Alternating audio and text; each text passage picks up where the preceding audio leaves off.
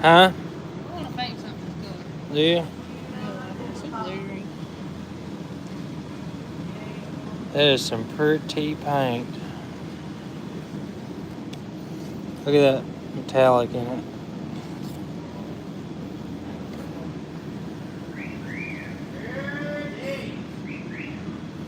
How much did that little bucket or that bucket cost? Oh, a little bit now. About $300 for 2 pints, 3 pints. Oh my goodness. This is some very expensive paint. Ooh, that is beautiful. Look at that metallic. Dang. Pearl metallic. I want to paint a truck this color. Pull it forward and I'll put in this paint. Alright, guys, we are on the clear.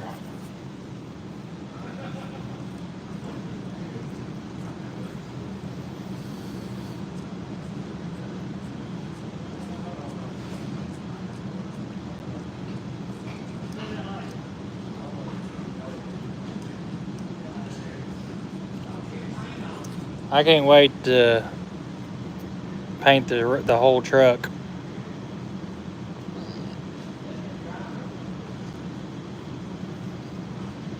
So guys, this is going to be the last live on the Rooster build. Then you'll get to see the grand finale on a video. And sorry I've not been putting out any videos on it. It's just too hard to edit and working on the truck. And everybody's chipping in. All the people that work here have been chipping in, going and getting parts, doing this, doing that, cleaning stuff, getting merch together, getting t-shirts together, the new designs, all that. Like, we have just been so busy, we just hadn't been able to edit, so I figured it'd be easier just to do a live. But I will be putting all the content that I have together from where we filmed the whole thing in one video at the end.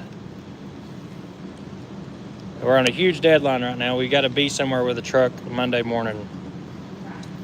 Oh, yeah. I also have to haul a grinder tonight. I didn't get it done last night. You know what's not?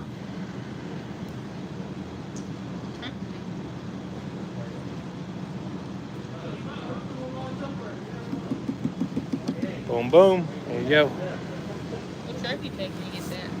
Rooster. Rooster? What else will we put it on? Something. Put it on the Ford. Oh. I mean, it would be cool. Going on Rooster. I'm going to try this other paint gun. My other one took a crap on me about halfway through the base. Yeah.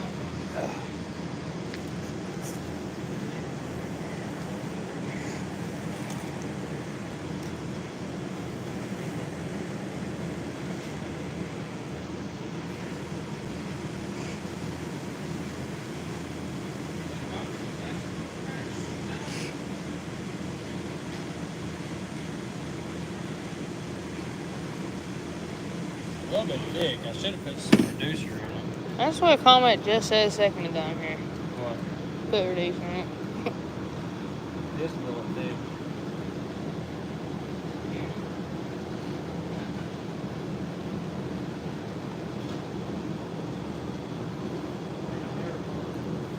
A lot thick.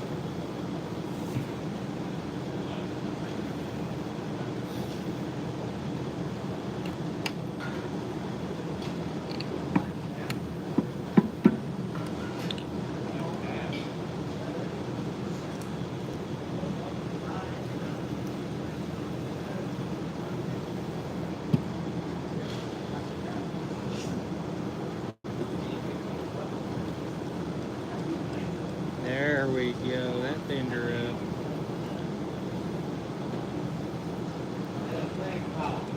Now it's going to run all over the dang floor. Guys, I am not no pro painter, I can tell you that. I'm trying to give it my best. I hope I don't run it everywhere. Clear's a whole nother world. Yeah.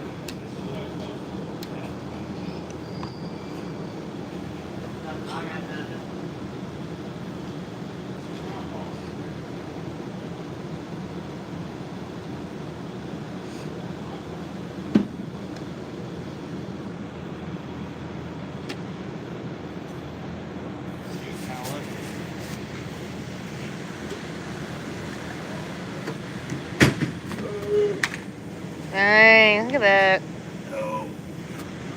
Almost tortured phones. Tortured a lot.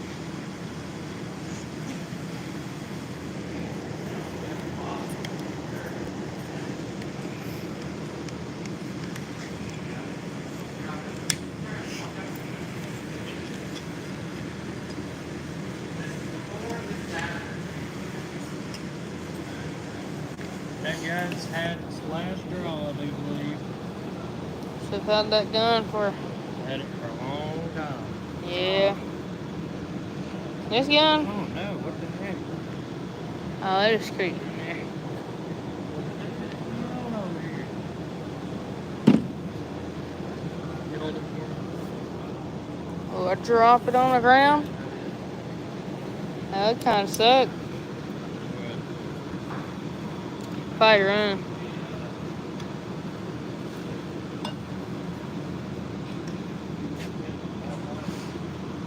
Why don't you use the right wrench?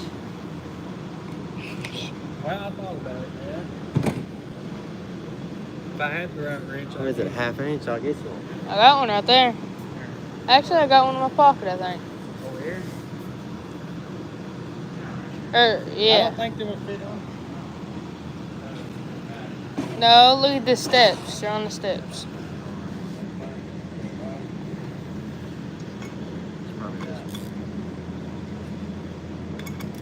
Nope, there it is.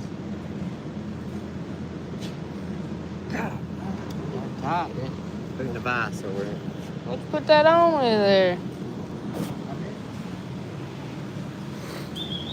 That's probably torque we put on one of them fancy machine things. Alright, where's things go?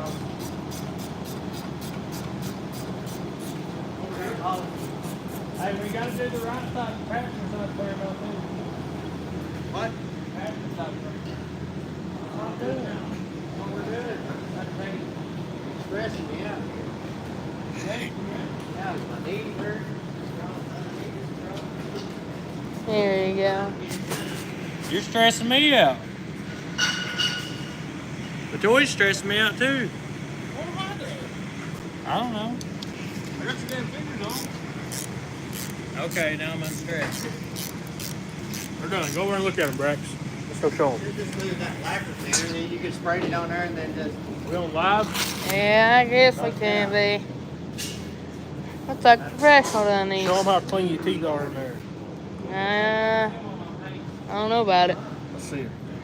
Hop down there, Brax. Come on, You go got show it them. in there. Oh, dang, this thing is clean. Got in there closer. Did you get those bolts in too? Huh? Did you get the nuts on these bolts?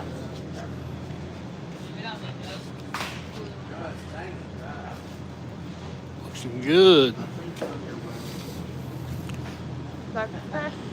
Exhaust going on.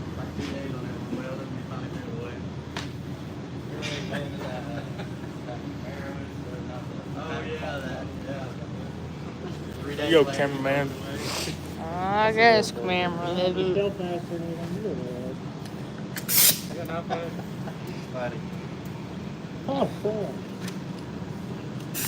Oh, look at that. Actually works. Yeah, I remember that well.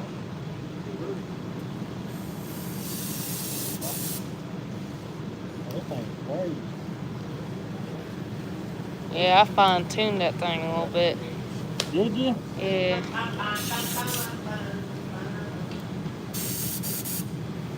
I wasn't using plate, I was using a brake cleaner.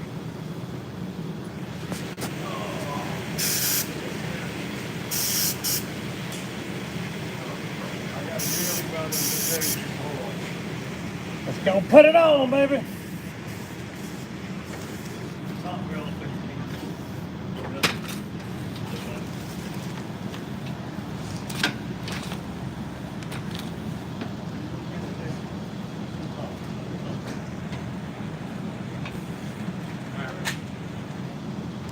Oh, Rooster. Oh, I can't see up there, can I?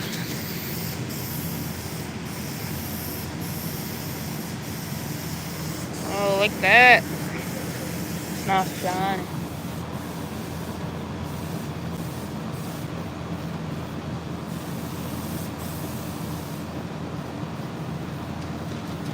And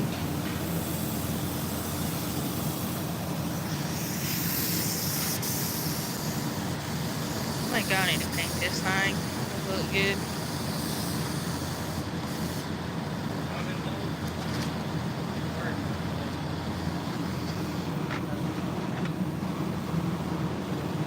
Timmy told me that one time. Woo! Stand, bro. Stand, do you say? Probably a good kind of idea. Where'd I put it?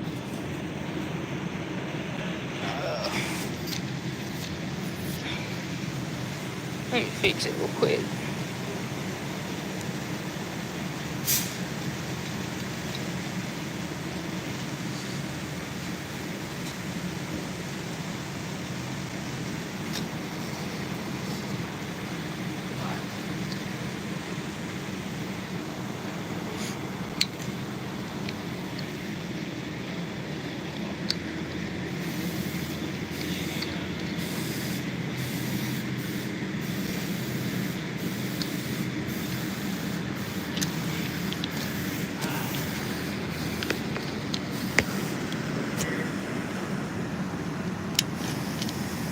Okay.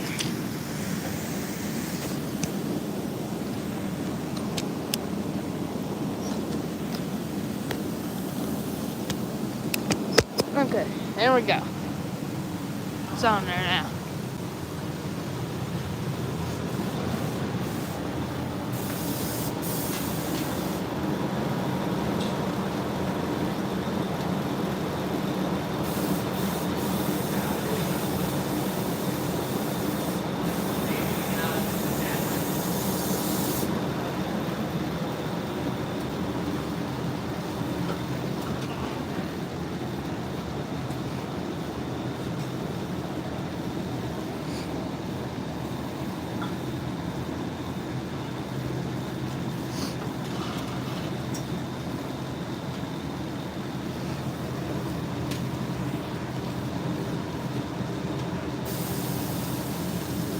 Long enough nose.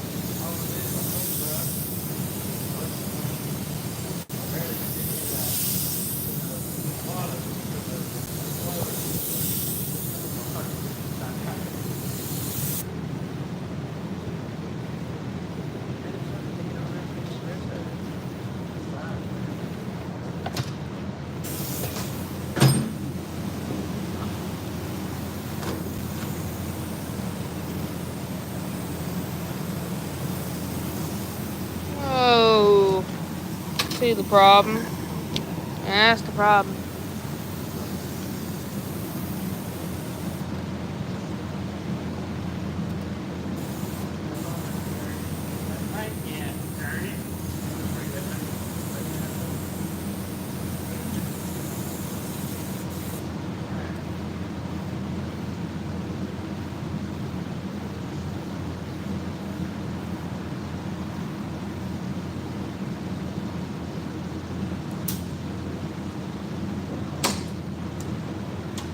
Look at that. Oh, man.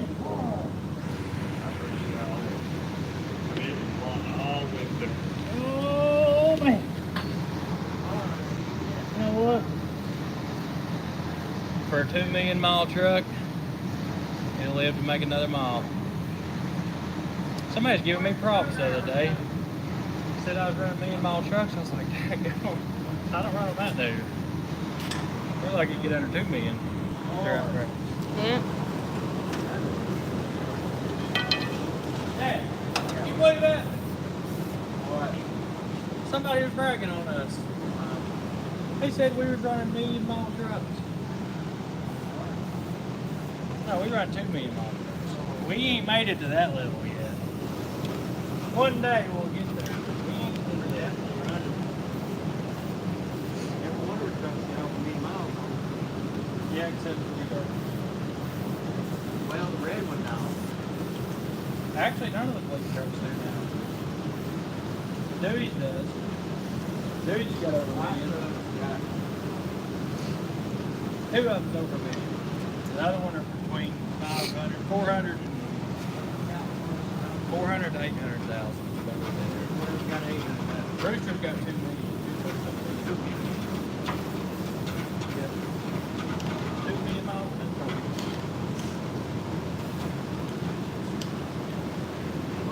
You know, everybody says roads burnt down.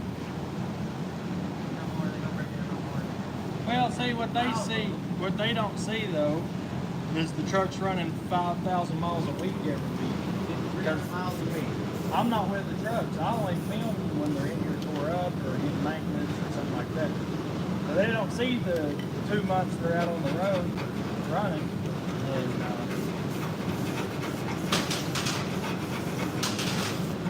I get a lot of that. So guys, people think that our trucks are here broke down all the time. They run out west of that. So that's a 5,000 mile round trip. Between 5,000 and 500 miles. Our trucks run out west 3 times a week. A month. Yeah. 3 times a month they go out and back, out and back, out and back. So the drivers go out.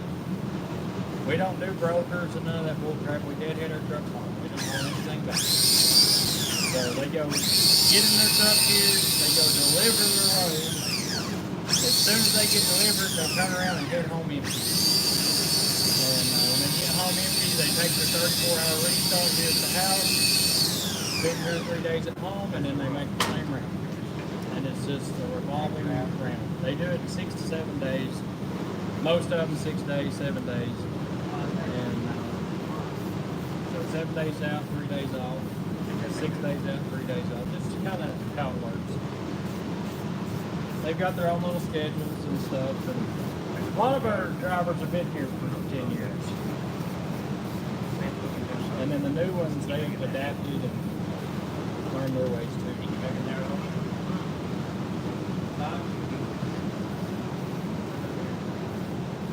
And that's all good.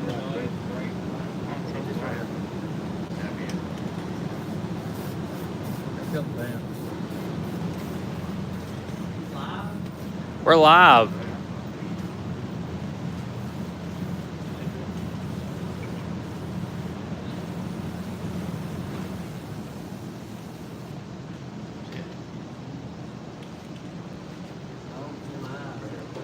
Ooh, baby.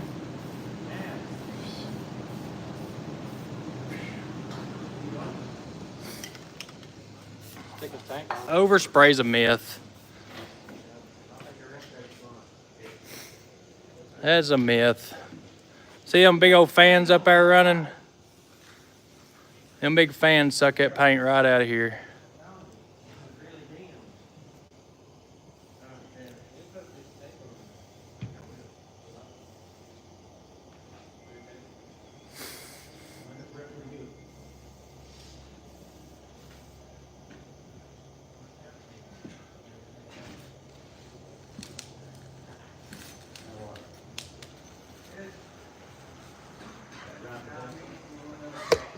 Mike's just a crap talker.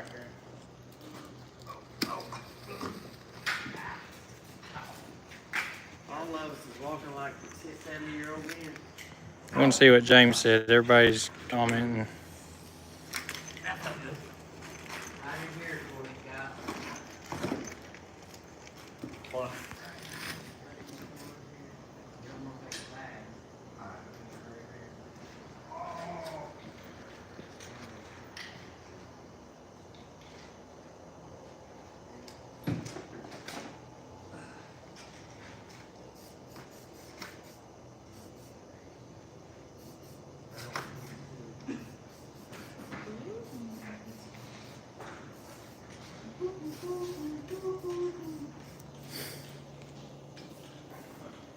Dang. We need to tighten up the bar, track bar. And that's not tightened up yet.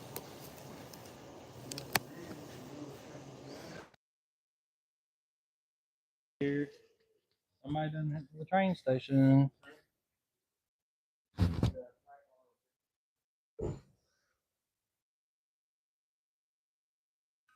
Oh, Lordy. You show them your brackets, your fenders? Yeah, boy. These things? You polish it. Yes, sir.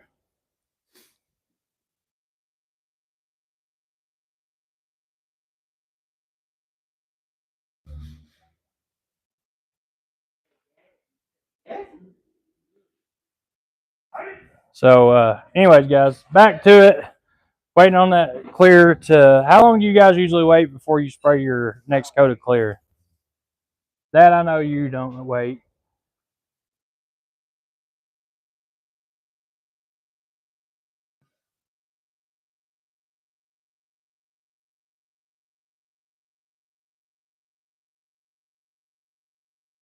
Eight minutes.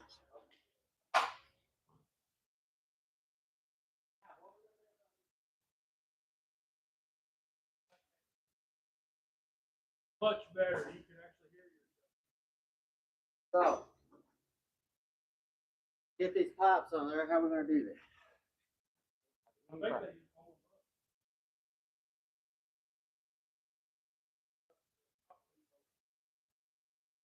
We ended up fixed the fenders or fixed the brackets. Turned out real nice actually. We're gonna weld all these holes up and stuff from the old mud flaps and make this look like it's factory mounted.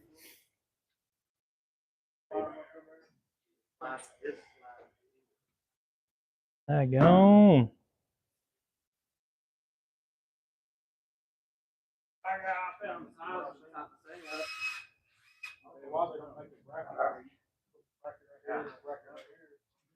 And it's crazy how this truck's coming together. Now that we're getting towards the end. Now we still got to polish these wheels and stuff. My other polish guy's on his way from Zephyr. He's going to help us knock it out between him, Devin, and all the other guys. So as soon as I get done with this roof, we'll be able to finish the interior and.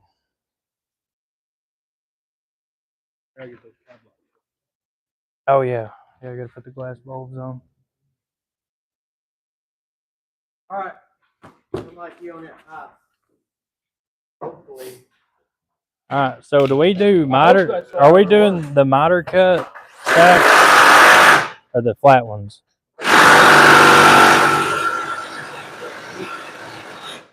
Hang on a minute before you do that. You have two? Yeah, I've got miter cuts, I got flat tops, and I got the turnouts. Flat tops. That tops are nice. You know, maybe miter cuts.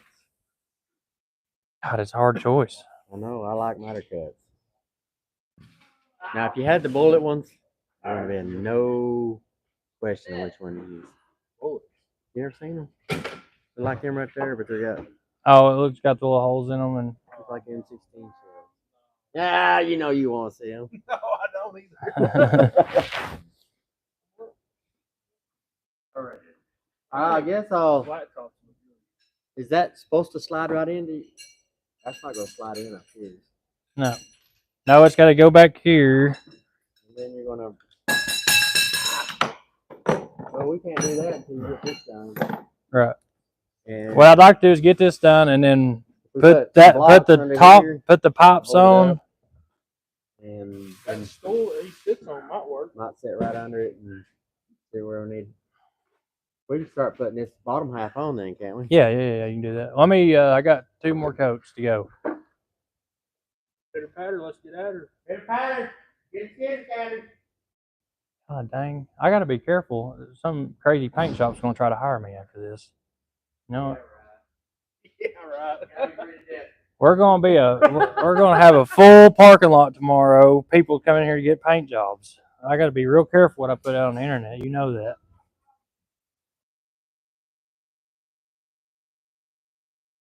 Man, you are the worst about that kid's got. They come with some. Probably actually have to use it. Yeah, we got a new transmission for Rooster.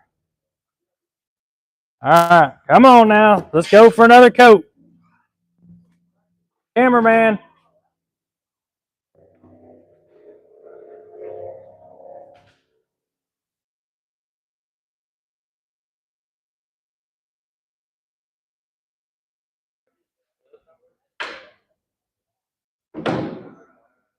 Ooh.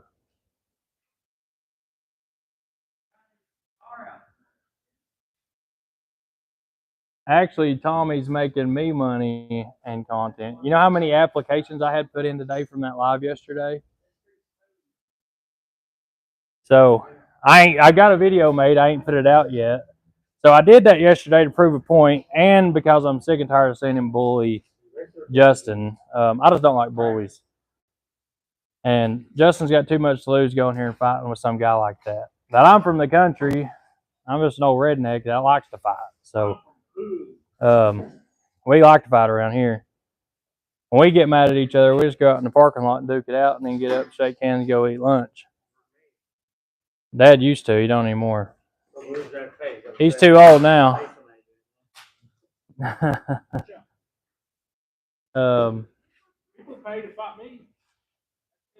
Yeah, somebody, we was out racing one night and some dude paid somebody to try to whoop my toy and it backfired on him. There was only like $1 million worth of exotic cars sitting around he was throwing his head into though.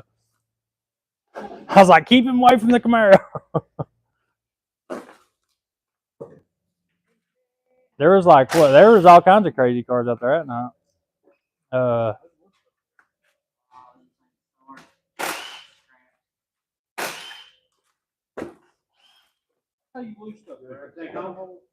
But anyway, so it was a good little. So I use YouTube for marketing, and we make a little money off of it. But it gets us a lot of loads, a lot of parts. You know, people want to see. Like we're just a regular working trucking company that films everything. So we sell parts for people. When people see the parts we buy and put on and stuff like that, we sell parts for people. So we get a really good deal in oil and fuel and tires and stainless and stuff like that. So it works out really good to market stuff. Also with hiring, I got to prove a point last night that I do really good with my drivers. They make really good money, and you can start out that way. You don't have to wait 2 years and drive for a crap company to make a lot of money. So that live last night showed that. So today we had so many application requests come in. It was absolutely awesome. So you guys rock. You're awesome. Thanks for supporting us and sharing us and making it happen for us. Because without y'all, we couldn't be doing this. Not like that. Where you got it? Hey, I know. I thought one was What? 8 inch. Kind of small, isn't it? You don't know what 8 inches is? by looking at it. Yeah, that's 8 inches. I see that every night. That's what I'm saying. I mean, that's normal for me. Right? Must have been the outcast. They're on the other side of the track. Poor Devin. Poor Devin he didn't get that part of the jeans. Little Wayne, though. He's got little Wayne. Gotta bring little Wayne down. He's been working on this stuff. Oh, easy now. Hey, can I paint real quick, guys?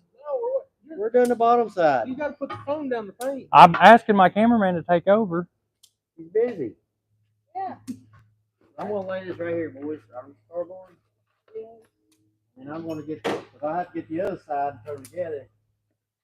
You're gonna go put it together, then throw them on? Here. Let's put it on the bottom. All right, go kick our fans back on, Brax. We're just going here because.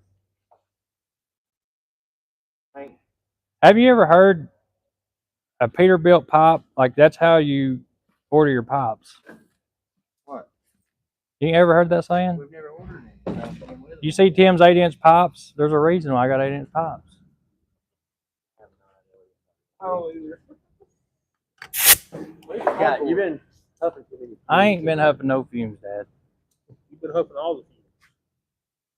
There's some cardboard. All right, hold it. Right there.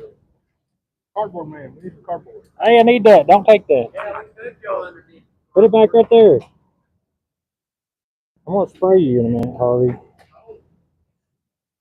Juvan, I'm gonna spray you with this. Do not get my chrome. Well, dang, boys. Y'all come over here to hang out and watch It me ain't like paint. you ain't had 2 weeks to paint this thing. Oh, Lord, yeah. Yeah, I have. We've been working on this thing forever. Yeah, we have. Ladder. What's that?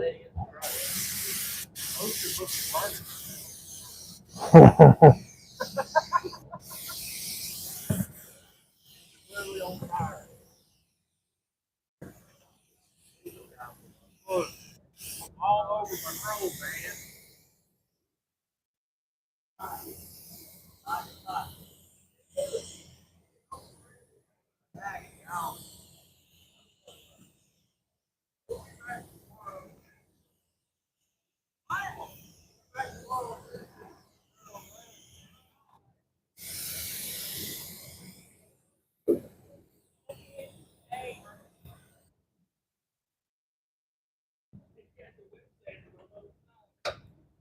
Dang, boys. Woo! I'm about down over here, yeah.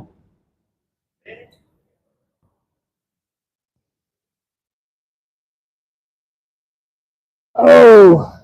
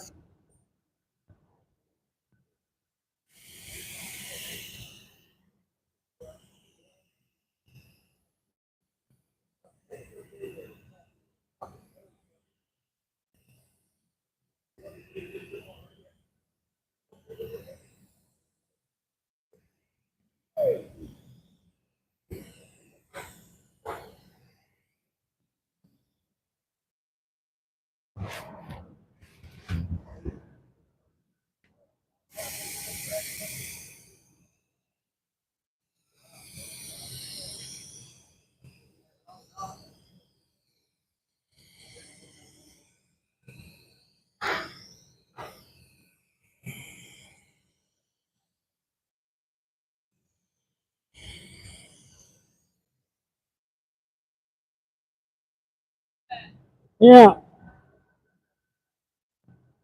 Well.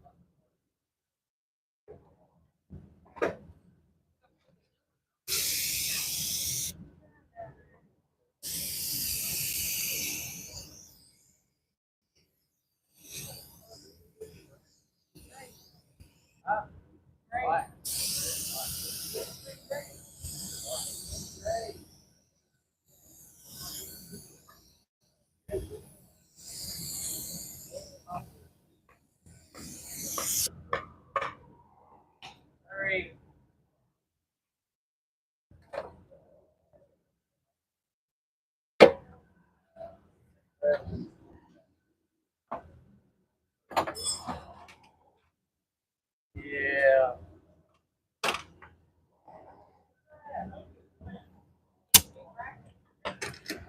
Should be that little piece right there. Yeah, it's different. Every weekend. Right here.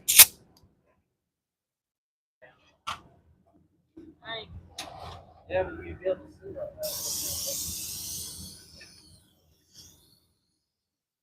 What if we put this grab right here?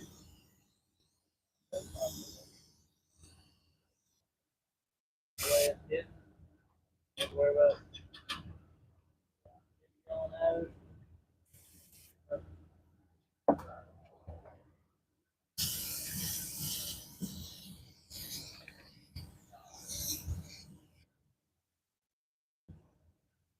Woo!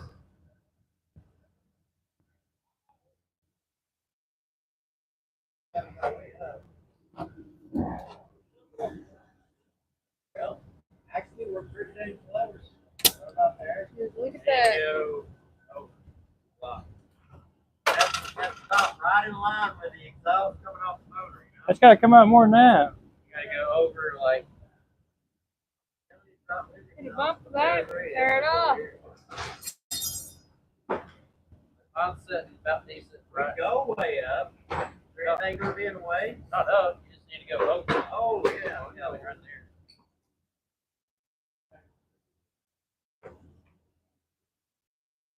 It needs to be level height of the step.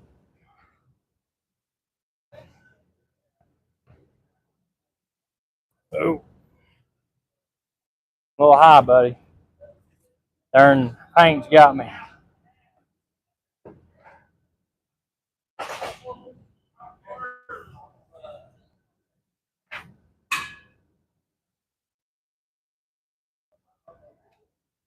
And that's a nice set of pipes.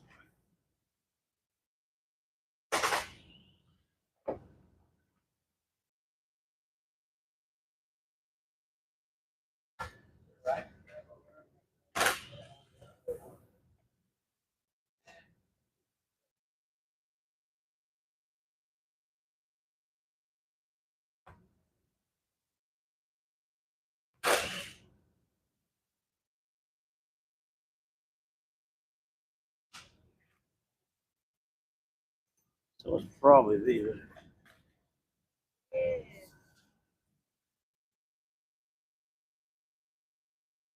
More nice sets.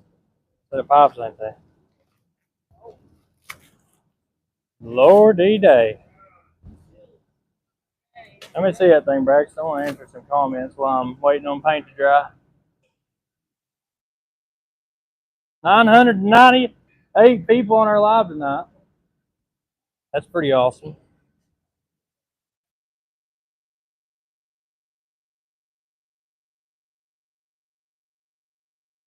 Old truck's coming along, guys.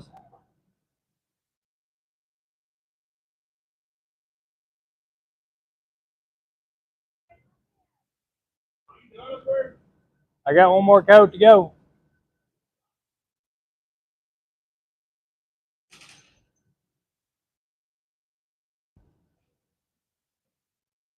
Oh, don't do that, please.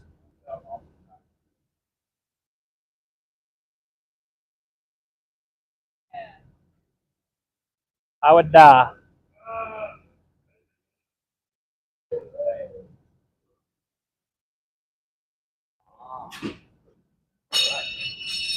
$1,051 people on board. Somebody donated $20. There you go. See who done that.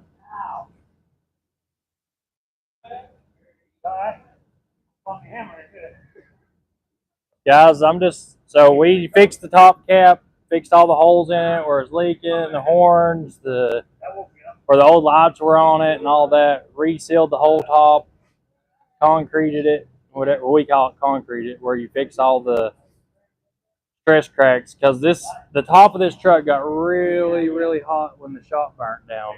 All the flames was coming over top of the truck.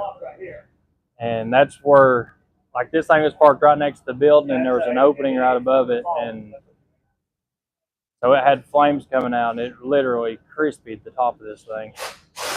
On top of years of sunlight, and this paint ain't real old. Like, I bet it ain't probably. It was just painted when I got the truck. Truck got new paint, new motor, new injectors, all that stuff when I first got it, and then I drove it for probably 3 or 4 years before the cam done what it done, and then that's when I took the motor out and built that big bad to the bone 18 liter, and then shop burn.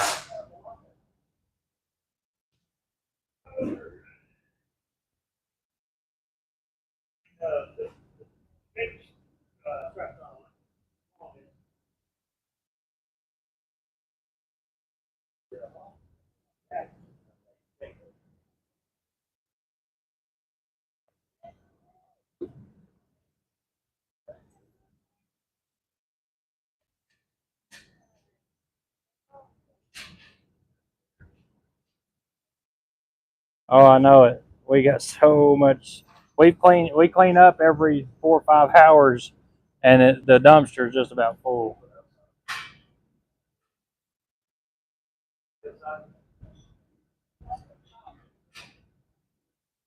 We will be painting the whole truck. Right now, I'm just doing the top cap. It'll take 2 or 3 weeks to paint this truck. It ain't gonna be like we've got a week in just that cap right there.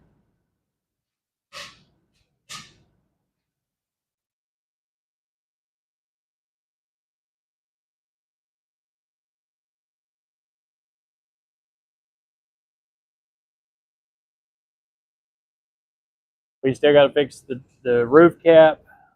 That's going to be a week solid work. Sanding it. And when I paint it, I want to do everything. I want to do the door jambs, pull all the aluminum out of it. I'm going to take all the rivets out of the sleeper, re-rivet it, and then do the sleeper interior and everything all at the same time. So definitely not getting done right now. Got to make us some money first. It's about 55, 60 degrees. Taking all the wheels off the polish. We're going to take the wheels off and polish them, yes, sir. Okay. Yeah, it's the same guy that polished the same last time coming.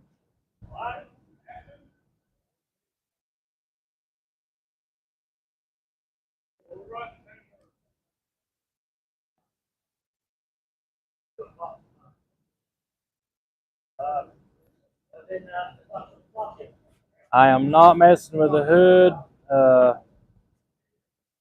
The only thing I'm painting is that top cap.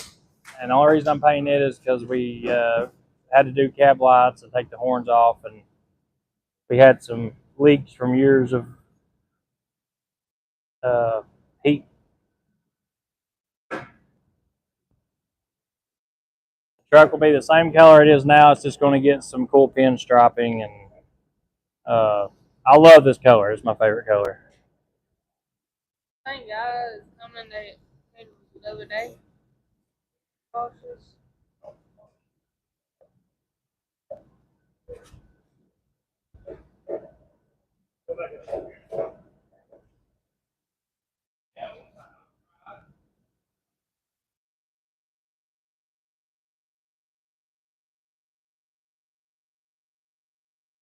Yeah, the hood will have to be, we'll have to put new panels in it.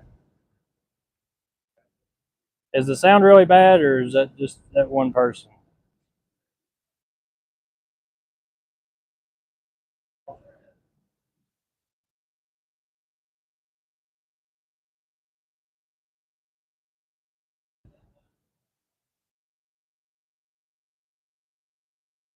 Good deal.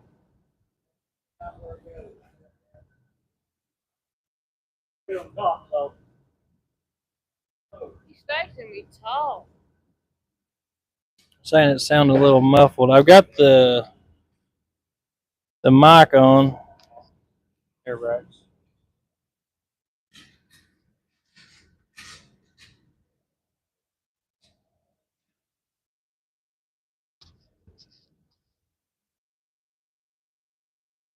How's that, guys?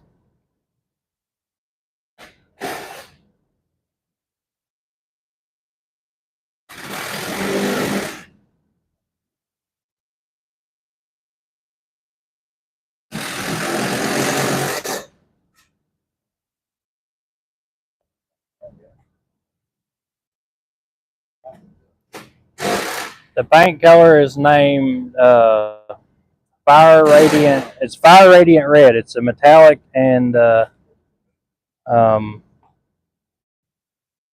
pearl red.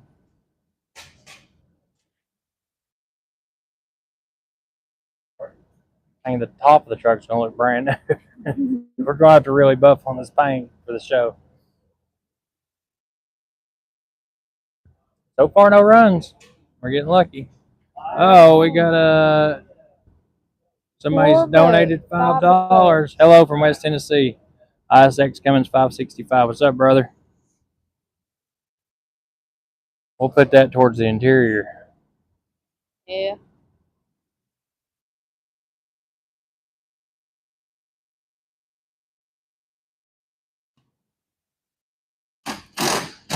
Weston is not coming to Matt's, but I may go get the truck. Go get the truck and get it cleaned up and do some things to it and get it ready for semi-casual, or we might take it to the 4-state show. I don't know yet. Stacks gonna be tall. There's only one part goes on, or is there two?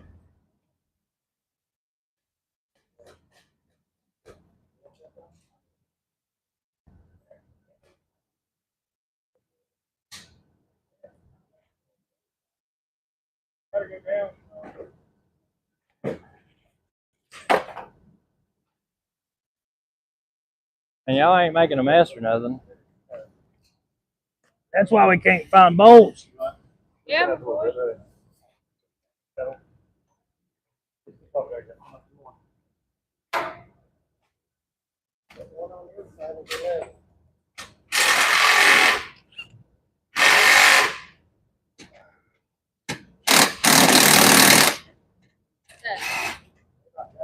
Once we get them on, we can set them.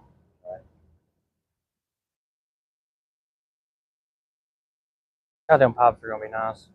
Is it 2 pieces? 3 pieces. 3 pieces? Yep. All right, last coat, ready to go on. Oh man, this thing having a full exhaust on it now, it should sound wicked. It sounded wicked before, and it was 5. It was 5 to 8 before. Now it's always, it's the whole, everything's 8-inch, all the way from the downpipe to the end of the pipe. This thing should sound absolutely insane with that big cubic inch motor. All right, last coat going on.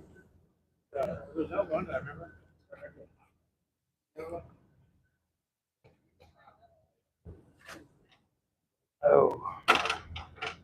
There's a 2 in there already. I was sitting on there.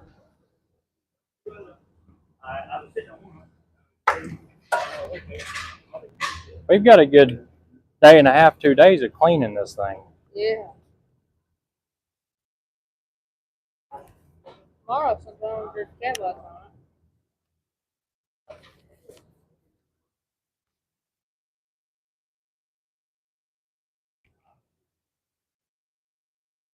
on it. There we go.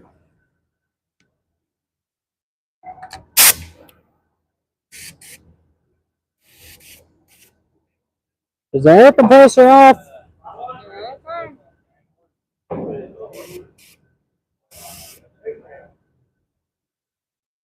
Well, hold this a second. Let me go check it.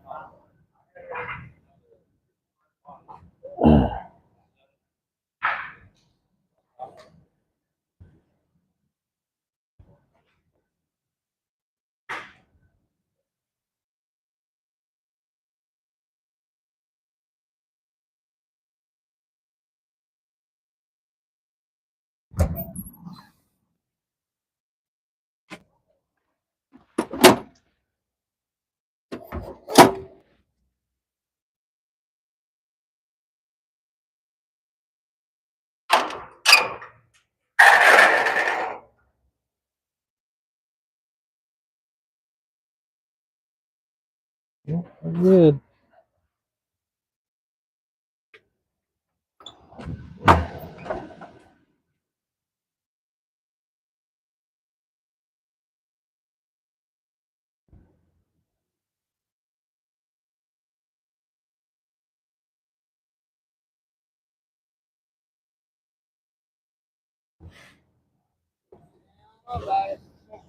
Right.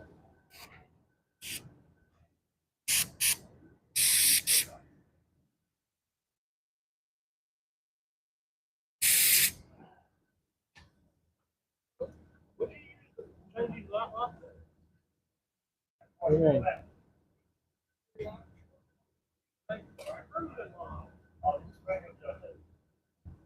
It should be the ones that come with the legendary thing. Hold on.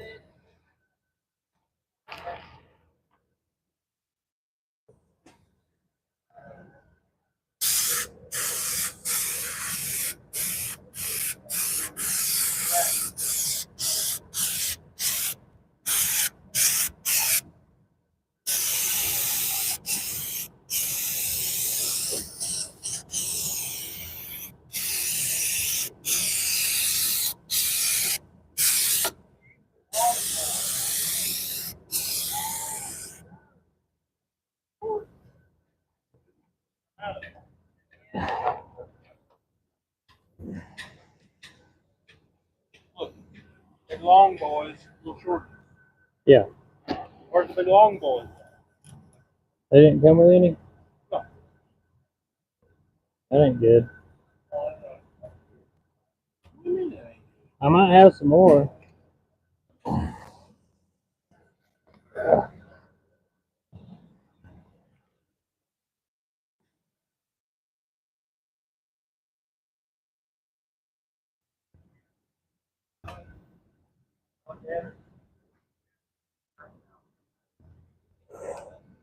Getting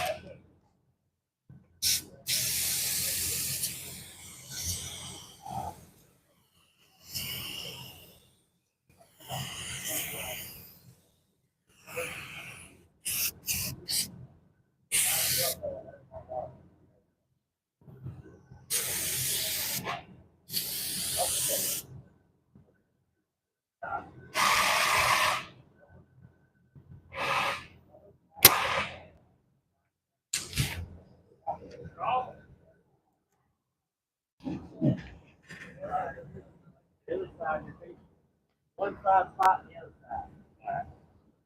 I'm in here real quick. That's good enough right there. Jesus Christ. Yeah. Here, I'm in here though. I've been like, and I'm having all that one. All right, go. Okay, go. Get on the road.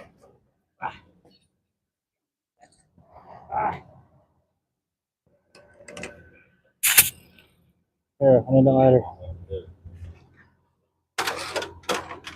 Dad, don't come up fast. I'm behind you. Oh, I got it.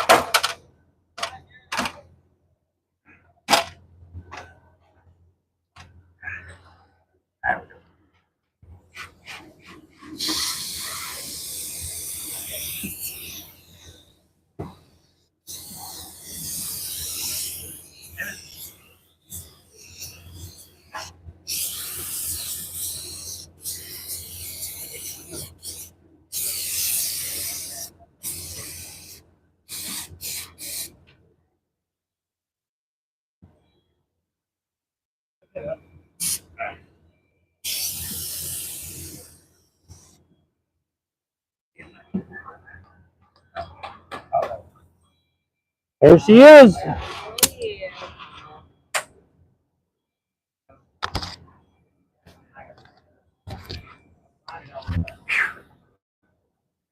Painted and cleared.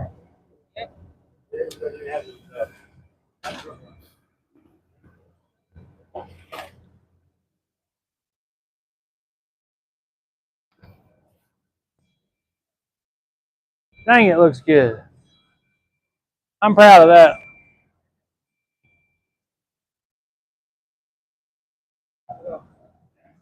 What's that playing? Get me demonetized. It'll demonetize us. It picks up any kind of song, it'll demonetize you.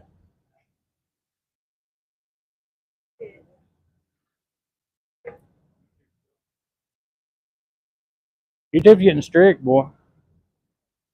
They got it now where they put their ads in it and everything. Like, I don't get to do none of that anymore. So now people can't complain about. I got the record this week. Like what they see. Show them the fingers lately? Yeah. Showed them earlier? Yeah, I showed them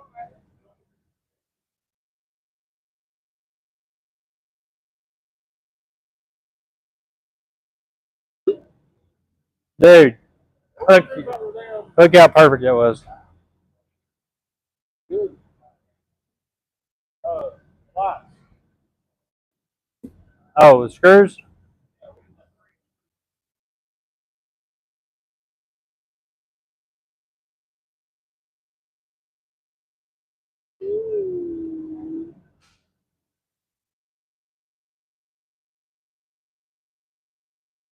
Good question. I should have some screws in them. Should have them. What I do with that white container of cleaner?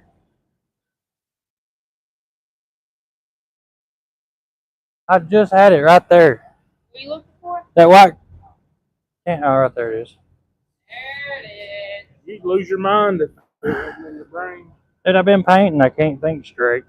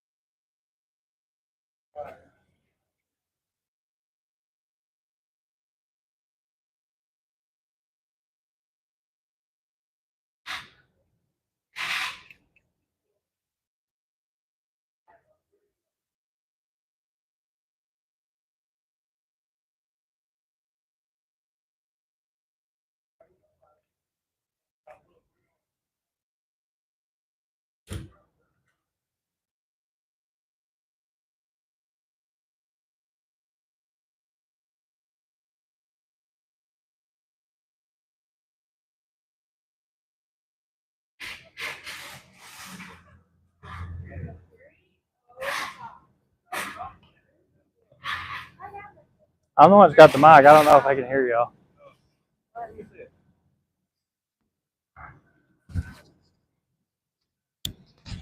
All right, we're playing a game. Brax, read the DOT numbers off the side of the truck. See here. First got letter 3. Letter 3. And no, number 3. Letter 3. Then you got 5. Then you got 0. And then you got 1. Then you got 5. And then you got 8 and 6. No. 6 and 8. I was giving him crap a second ago because he was looking at the camera like this. He was like, He's supposed to have his glasses on. Where's your glasses? They broke. I did have them. I was wearing them for a long time. I bought you 5 cents. The other couple wasn't my fault. And the last one wasn't my fault either.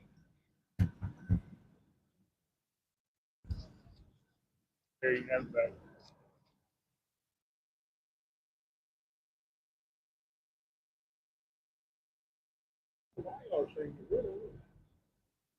Get rid of what? I'm telling you, the mic's hard to do in the shop. Hey, you got that marker on you still? I gave it to you earlier. You didn't.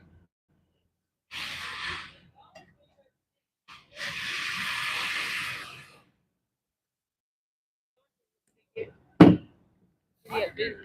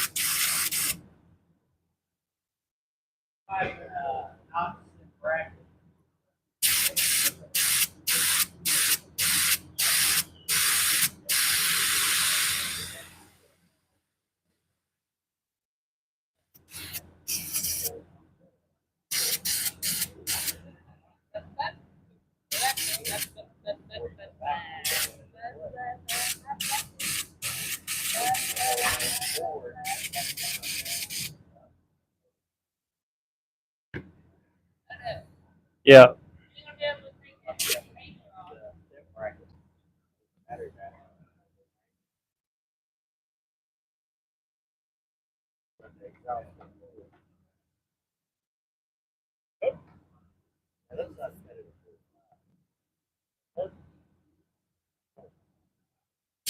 take the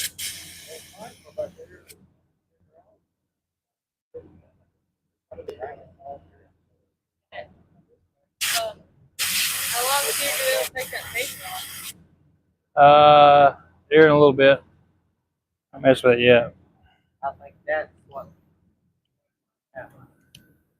Pull them off, turn around, What? bracket. Yeah. step back to the stack. You can take the air tapes off. Them are on backwards. They need flipped.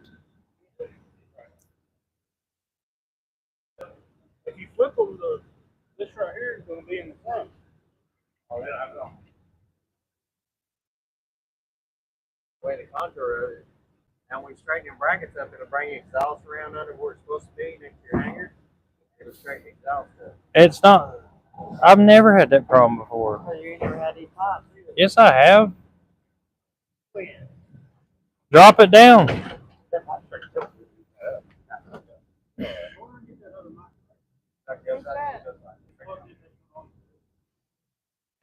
It needs to come back. Is actually what it needs to do. Yeah, but it's like The Y pipe needs to come back. It needs to see it's way out of shape. yeah, we know that. We know why it's out of shape because you straighten the other side, it puts this one out of whack. You straighten this side, it throws that out of whack. The bottom needs to come forward. So we need to drop below that bracket. You said you wanted it even with steps. It can come down a little bit more. Right. We drop it down below that angle, and we'll be able to straighten them out. I like where they're at. I know. Most of the time you see a Peterbilt, they're dragging so low, you look like you can drag them off. Well, it depends on how long the top part is. But the other side is almost straight. Depends on if you got the wrong set or not. They are. They're tall boys. You got the tall ones. So we need to drop them down. I don't know. You got that big lip. There needs to be a clamp on the bottom and top. That's on the very bottom. Can't drop it down. Two, then the bottom part. Look, the way you need to do it, take that Y pipe off. Oh.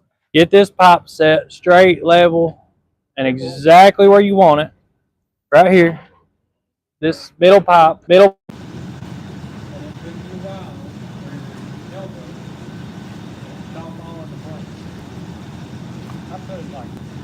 Right now, they're set together like it's supposed to be.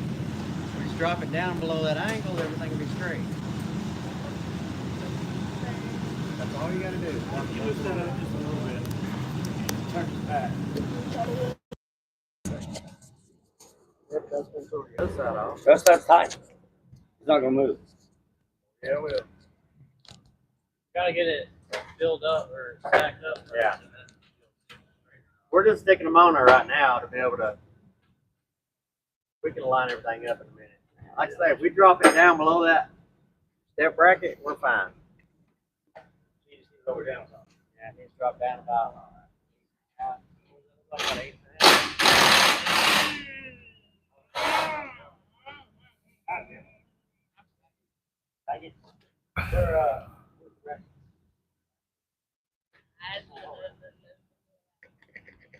Is that better on the audio, guys?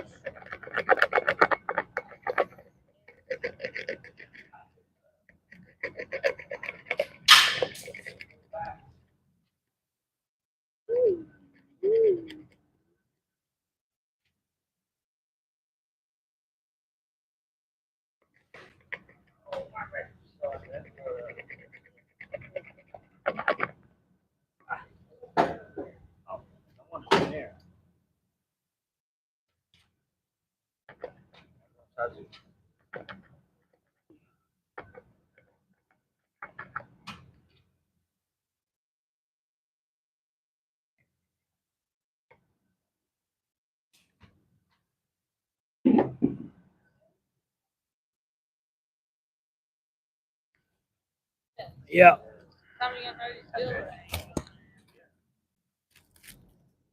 As soon as I get in there and inspect the frame.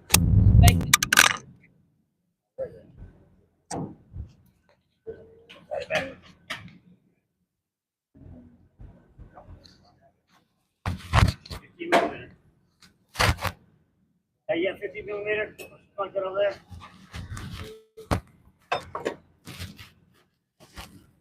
Alright, so if we put the fuel tanks on, that'll help also with scoping that thing out. There, let me see that thing.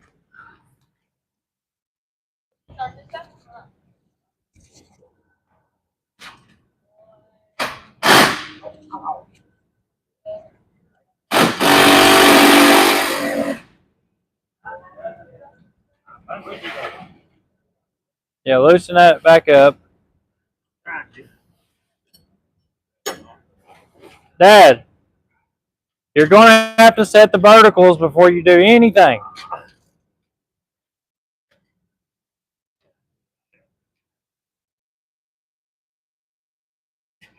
Once you tighten them, they're done. Wow. Yeah, see, face protect.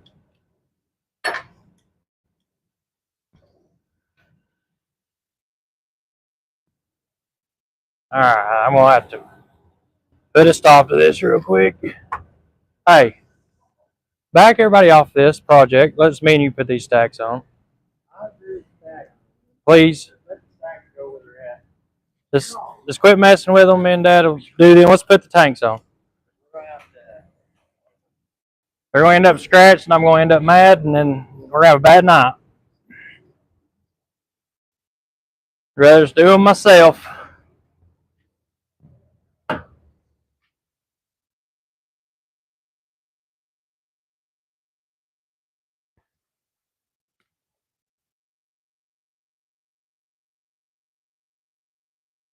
I think we need to clean up under the truck and around the truck, step back for a minute, and regroup. If I'm not mistaken, This is too much stuff, and it's unorganized, and we need to drop this one down 2 inches, make it level out. Well, you can drop it down just by changing the bracket and put it down here. You need to build them. You drop it down. Once- Get it done up there. once first. that's done, let it dry. Once we set the vertical stacks, set them where we want them.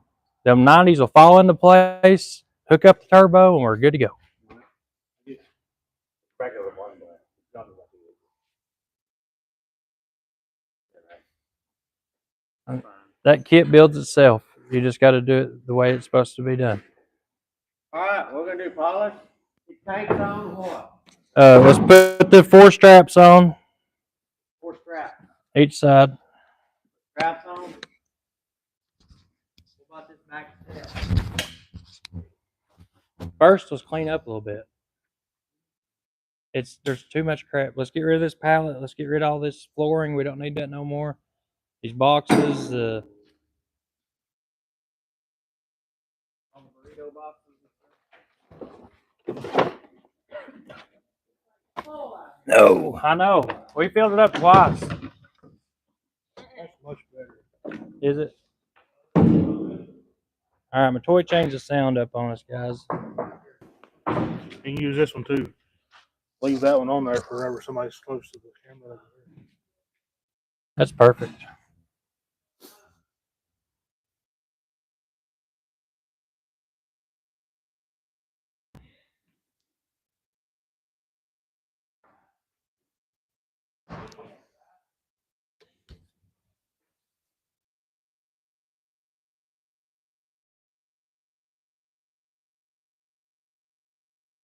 Let's see here. I'm going to catch up on some comments.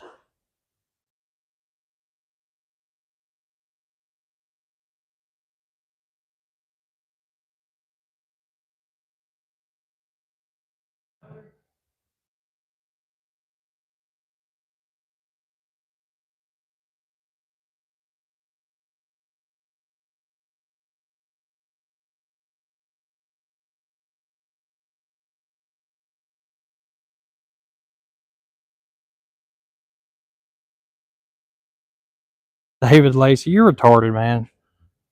It is 8-inch pipes all the way. From the down pipe up. Anybody that knows what these stacks are, we call these full 8-inch stacks. It's literally 8 all the way until it goes into the downpipe. Hey, Dad. Bolts in here, any No. No, I'm telling you, we'll find that bag here, and as soon as we don't need it anymore. Bag with bolts. Yep. There's step bolts.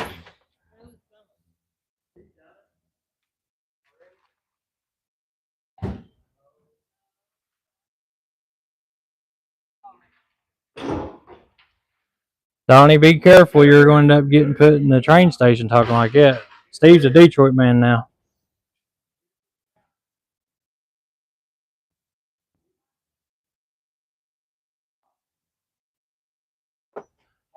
I already shipped him to Detroit for Orwell, I think. I don't know what he's going to use it for.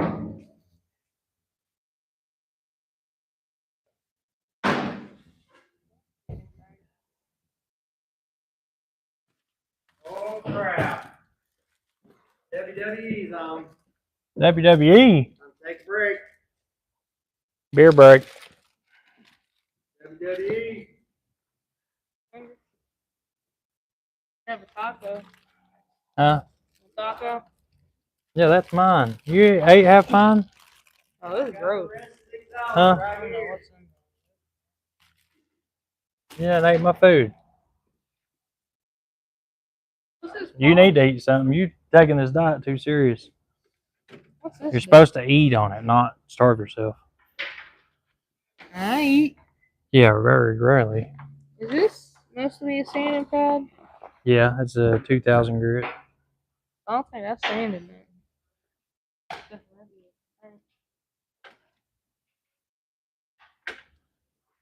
Oh, but Toy's got the emergency lights on.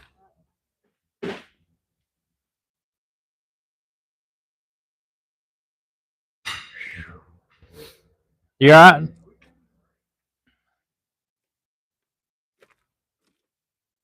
Dude, them are actually pretty bright.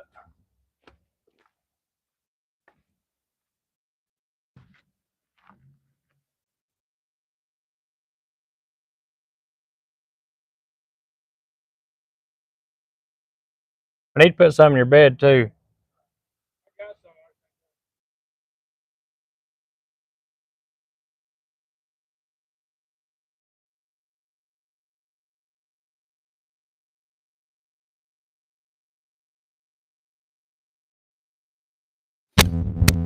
Oh shoot.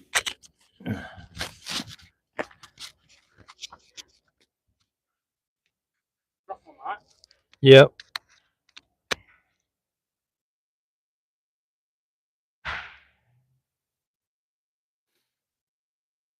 They like your truck. Too bad it's slow. Get by stock Dodge. We need to do a video of the burnout truck and this truck hooked up. That'd be a good video, actually. This truck is a house.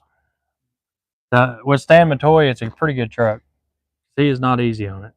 He works the crap out of this thing and clutch dumps it every day, about every 10 minutes. Good. This is the truck that beat me at the snow drags, that thing. But you can see he was prepping his lane with those big old monster tires.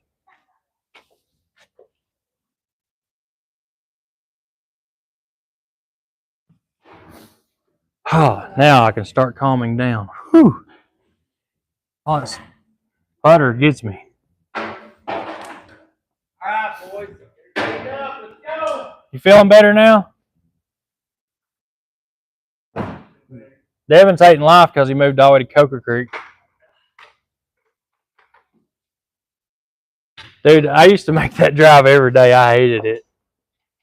God, I hated that drive. I felt driving to Chattanooga every day. Yeah. Working night shift. Huh? I used to work night shift. I have to. I kind of like it. I worked 12 hours and then drove an hour and a half home. That's awesome. Yeah, I was going. All right, guys, I'm going to show you the tires that we put on Rooster. So these are the Bridgestone 315/80 22.5s. I've actually sold like 5 sets of these rims today, mostly to my friends. My friends have all called me and they're like, "Hey, where'd you get them wheels?"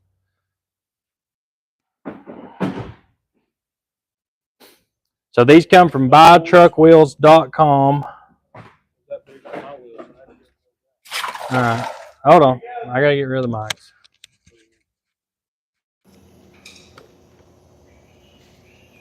Why'd you have to get them milled out? So they match. All right. Why they don't like the mic? How's it echoing? How's that, guys? They're saying thank God. If FSC's saying thank God, we have to get rid of them. All right, so these come from buytruckwheels.com. They are the they're Alcoas, but they're, I forgot what the name of them are. Bridgestone tires, the M870s. These are 20 plies, low profile. But the 315/80 22.5 low profiles. Where'd one go? I don't know. Ran away. Yeah, they are heavy duty. Super heavy duty wheels and tires. Okay. So the only thing that was restricting me from moving the loads forward to the front axle for 20,000 on the front end was the tires and the wheels. Now I can put some weight up here. And I don't know that I can with 315s. I think I can put 14 up front. I'll have to look in the book, but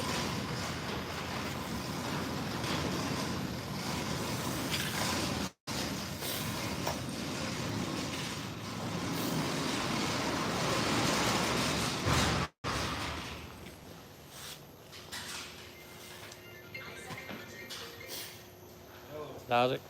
Fuel tanks, air tanks. Yes, we will be getting we'll be getting a third axle, frame stretch, frame rails, paint job, and interior will be the next the next addition to Rooster. Right now, it's going to be go make some money with it. We spent a chunk on this thing lately.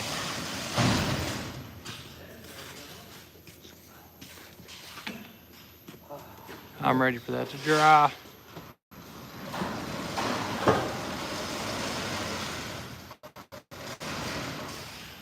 These come from buytruckwheels.com. If you'll wait a few days before you order, I'll get a code so you can get a discount.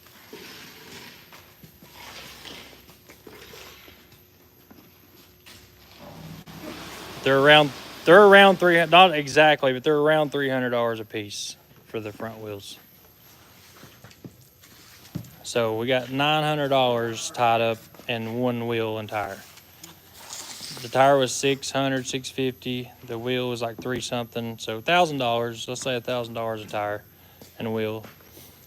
So $2,000 to do the fronts, and then the Bridgestones on the back was $5,500 for all 8.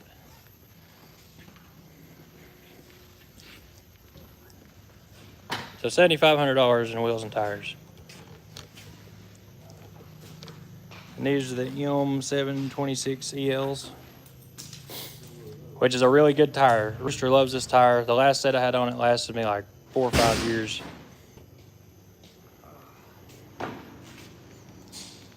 Here's these. I think we just need to set up the sound on them. Sound what? Like we just need to set the sound on them. Here's one right here. I'm looking up trying to figure out which one's the best one to buy.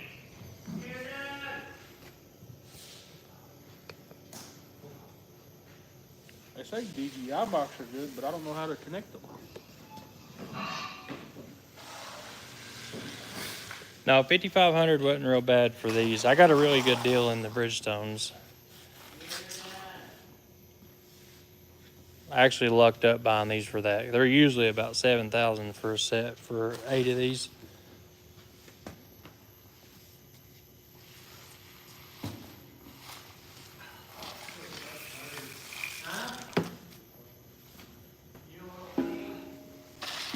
I have heard that the 315 has a higher load rating than a 385, but I didn't know for sure. Somebody else told me that the other day, and I was like, you sure?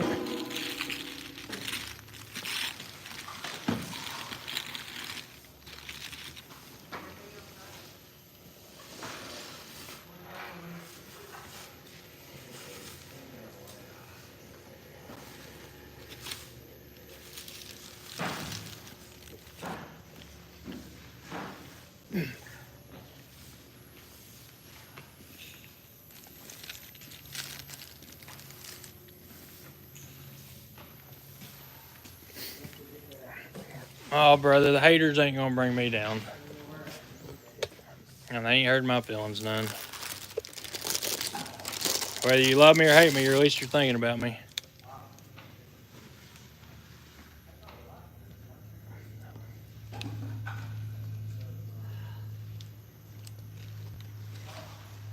One day this world will be like where everybody supports someone that's working their butt off and trying and being successful.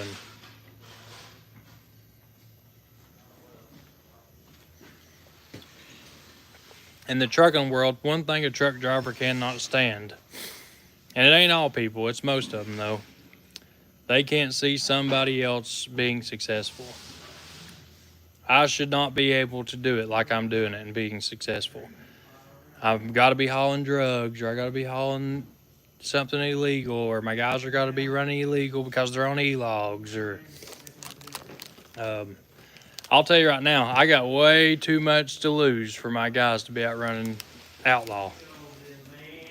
We have a safety department, a very strict safety department.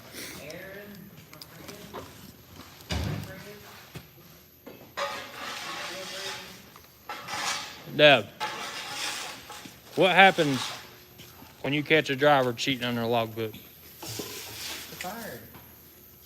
Well, you get apprehended, and then if they continue, Then they're fired. but you will be have a meeting with them and stuff, and if they continue. And then it depends on if their attitude at the meeting, whether they're gonna say that. If you can pretty much tell if the driver's gonna stay with the signal logbook. Yeah. It's not working anymore because there's too many cameras out there now. Yeah. Remember, we've got caught twice with cameras and didn't even know. Yep, guys, if you get caught, pulled over, All they got to do is run your DOT numbers. And if you're 7 states over, they'll know when you cross that state. Cross that scale over there. You don't even have to cross the scale anymore. They take a picture and you go by. That's how we got to do it, remember? yep. So just because we run paper logs don't mean we're out here running outlaw and running hot, because we are very strict with our logs. Your fuel has to match all your logs. Now we like paper logs because you can find a place to park and you ain't got to deal with all the bull crap. And we have some trucks with e-logs in them. We don't run all paper logs. But in our experience, it is much easier to deal with paper than... Definitely. But we make our drivers run legal. We don't run... it ain't worth losing everything we got because we want to gain a few extra miles on a trip.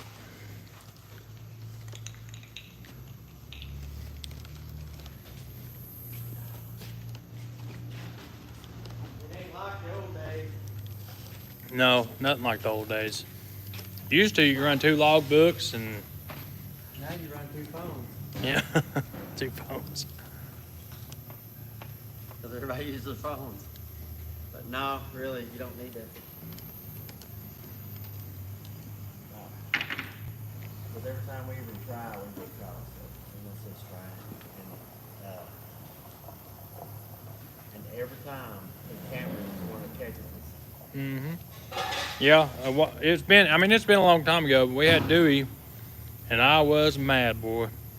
And he wasn't even running illegal. He went to his mom to visit his mom one time in Florida, and his logbook, when he left there, he went over and done a 34-hour restart. We was running potatoes down in Florida. We left there, or he left there after spending the weekend and was headed back out. And got a inspection in Florida. And they went through his logbook 7 days past, and he was what, like an hour, hour and a half off from where he said he went by or got there? 2 hours. 2 hours. They come up there and told me, your buddy's gonna have to stay. And they shut him down. I said, what do you mean? He said, well, he falsified his logbook. I said, what do you mean falsified? There's no reason for it to falsify. Well, he crossed that scale. They got him on camera, is what they're doing. And then I said, what? And there it is. They shut him down for 10 hours. Yeah, it was pretty crazy. It's, Well, look at all these people coming in here. we'll be done now in no time. Yeah, second shift's in.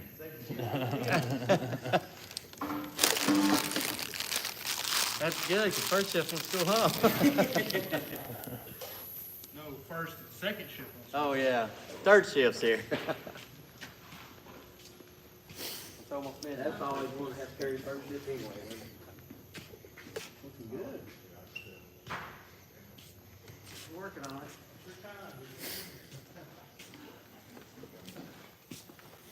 All right, we're getting some organization in here now. Yeah, it ain't just Florida now. It's everywhere. Kentucky, Florida, Virginia. All the states have cameras now. So you cannot cheat on a log. You can, but you'll get caught. And if you get a falsifying logbook ticket here, that is automatic termination. There is no reason for it. There's no reason why you shouldn't have your logbook started when you leave, and there's definitely no reason to falsify it. And with what we haul boats, so we do some reefer stuff too. We haul chicken in the reefers up to Virginia and back down with medical, but for the boat guys though, there's no reason to run them illegal. They pay really well. The drivers make really good money. And I've seen some comments about how we pay, how we start out our pay and all that stuff. And how those are the companies you want to stay away from. So guys, when you come here, you start out at 55 cents. 55 cents a mile is that. You go find a company that pays you 55 cents a mile starting out. Whether you have 0 experience or you have 15 years experience, when you come here, you start out at 55 cents a mile. Because more than likely, there's a reason why you're looking for a job. And I have to find out that reason. Whether you're a hot dogger, you're the kind of guy that's hard to get to leave the house, you're the kind of guy that don't take care of a truck. There's so much that goes into hiring a driver. And the first month that you spend with that guy. So you're building a relationship with this person. This person's going to work with you. You're going to deal with him. He's going to make you money. And you're going to trust this person with your name that is on the side of that truck. So the liability and responsibility of your whole entire company, your whole entire livelihood, everything you've worked hard to build is in the driver's seat of that truck. That one person. So when hiring someone, I am very, very picky. That is why I hire people the way I hire them. And I've been very fortunate. I have stood up against any driver out there. They run hard. They take care of their trucks. They don't gripe. They don't complain. Well, they gripe and complain, but every driver does that. But for the most part, they're really, really good guys. Really good drivers. And they make really good money. And I would literally put my guys up against any guys out there. They're really good. And most of them's been with me from, I think Dewey's been here probably 10 years. Jason's been here 10. Dewey's probably been here 11 years. And Jason was here a year after him because we took him right out of school, I think. And then Dad, trying to think who the longest one is. Probably Dewey would be the longest and then Dad was an owner-operator for a little bit. Find out if they can back, if they can run a long good. And then you got guys that want to go out here and run miles. And you can run 700 and do it again. And if you do that right, and we got a week here, 7 days. All right, so pretty good miles. So, out west and back.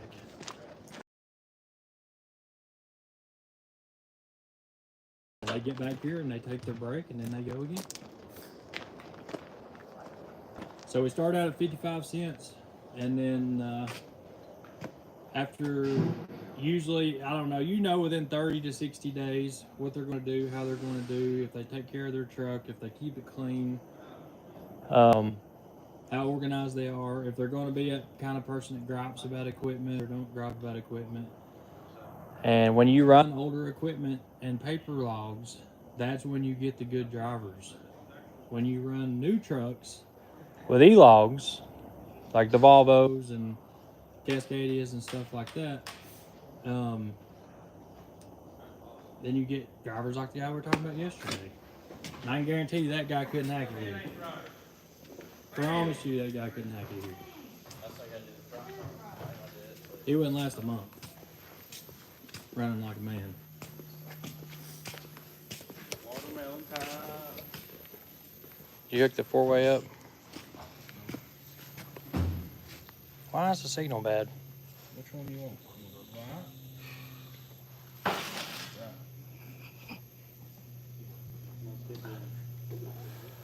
Whole thing explodes. It's hurt. Every time I hold it, it cries.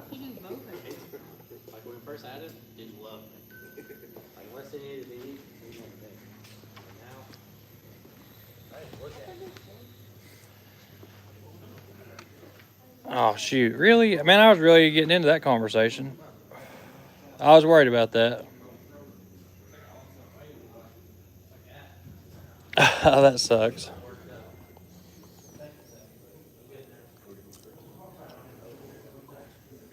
Well, sorry about that, guys. Hey, where's that 4-channel, Brax? That 4-channel. That 4-channel. I thought I put it right here.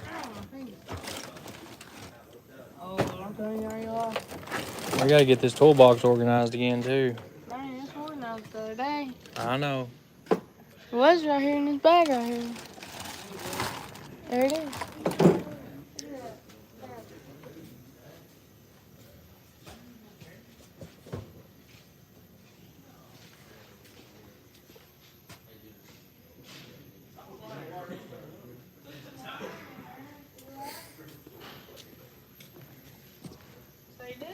Alright, so we need a light table. We need to take that table right there, clean it off, set up all of our lights on there, and then wire them up. Figure out how we're, because... Well, we gotta get some truth. Alright, well, where's the long one you need? Oh, do I have to take one out of them?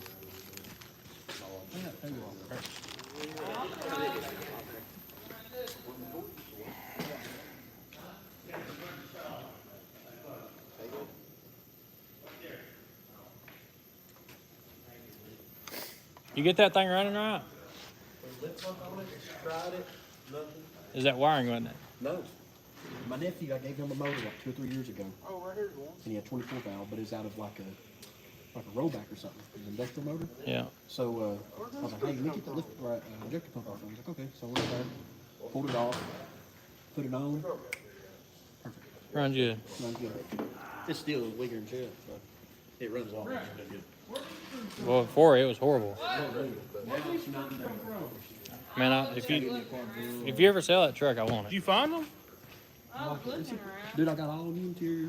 It's got new dash in it, but I got Did they fit? interior today out of I mean, they junkyard. screw into All the grade and thing. nice as fuck. Dang, that's a lug. Yeah, $100. Really? My brother was in the junkyard, so Well, that's lucky. Still have a cat? they got another truck down there. It's a 2500 extended cab, short bed, 4 weeks straight. but it's a gas truck. Be a good parts truck. Big a parts truck. And it's a manual truck. I need to get that race truck out and running. I've had everybody trying to buy it lately, but I really like to get it running again. That's a wicked old truck. Get done with this, and we're Yeah. all getting back into it now. I know it. I didn't think I was gonna get back into this one, Man, I'm really getting into it. but I missed it. I got. Build the MV for mine now. So. Oh, that's what I'm doing. I'm building a 5-speed for my single cab truck. I'm gonna make that thing wicked, dude. I bought 2 MVs, so I got 2 of them. One's got bad third gear, and one won't hold in fourth, or reverse, you got to hold them in gear. Yeah. So I bought them both for $100. It worked out just in case it's top housings. I've got John build me one. I told him just build the heck out of it. And You could get your 5600, but you can't find them. I know it. $4,000 or $5,000. they're ridiculous. That truck could use a 5600, but Is it? I'm gonna make it a daily driver. But I want it to be a hot daily See, I driver. ain't seen that. Is it It's that black single cab. It's super nice. Like long bed or the utility bed one? it's utility bed. Yeah. Okay, yeah, the one you got. Yeah. I didn't know which one you talking Yeah. about. 'Cause you Yeah, I one got a that's like cab. Yeah, I got a cab and everything for that thing, and like, Well, don't you have one that's like a tube chassis? yeah, Okay, I Yeah. thought you did. I didn't know if you was talking about that one. yeah. No, it's nice too. Yeah, the tube chassis truck is super nice. I want to take it apart and make a daily driver out of it. I'll see you early in the morning. Yeah, go get some sleep. Oh, it looks pretty good on here. Looks good when he gets that. Well, I don't think you have to. Yeah. Get the rest of it cleaned up, get all the dust and everything off of it. It'll. Shoot, that turned out awesome. I'm tickled to death with it. we getting up there yet. Yeah. Really? Considering what it did look like, No, you're gonna look like this. Nobody's gonna be on top of this thing. this thing was terrible. It's for battle talk. Get them lights on. Are you putting a same one you put on the back, on the front, Yeah. the big wide one? No. No, we're going to make the strobes into the cab lights. So the cab lights are strobe now instead of. All 11 of them? Yep. And then it's going to have 2 strobes right there, one on each mirror on the top, both sides. And then it's going to have some strobes in the grill. And then I'm going to do the strobe on the tank too. So to have that big one in the back, those 2 up there, the cab lights, the grill, and then the. All lights. So there's no reason why you shouldn't see this thing coming with a big yacht coming down the road. And, What, they have on 5? yeah. That's a lot. And I might find some more places to put Are you some. gonna blink and turn blinkers on one side? Yeah, Yeah, I got them all wired up to blink with the blinkers. That looks pretty good. Those rims, tires, that's pretty nice. It made it, didn't it? It did. What a difference. I mean, dang. There's nothing you can't haul with it. I can't wait to see it done. God, I can't wait. And guys, instead of doing the regular stickers like we do on our doors or on the fuel tanks, I'm going to do the old school lettering. So it'd be like Gentry and Sons Trucking, LLC. And then right down here, it's going to say Sweetwater, Tennessee. And like a little logo in there. And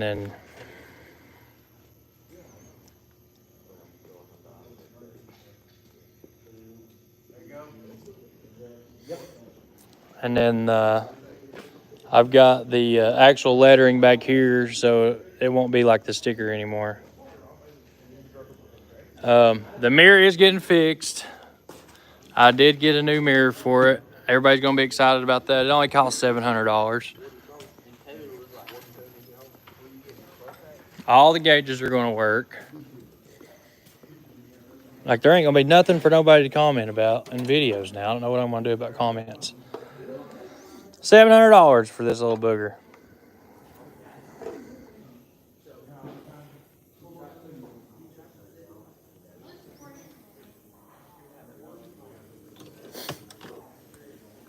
And then these strobes are going to go, that's what's going to be on top of the mirror.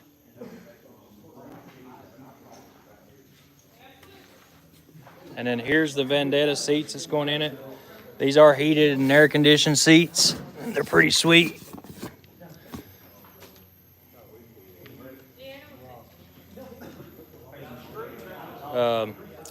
Four States specializes with all the Vendetta stuff. It's got the Vendetta seats and the Vendetta seat mounts.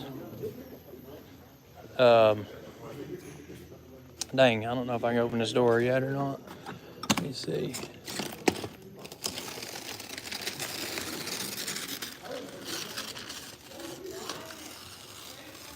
There we go. So it's got the Vendetta seat mounts. So what these do, guys, is they move your seat back. So you got 3 different settings now to set your seat. So if you're a taller person, you need more room for your leg room or whatever, you can move your seat back 3 different holes.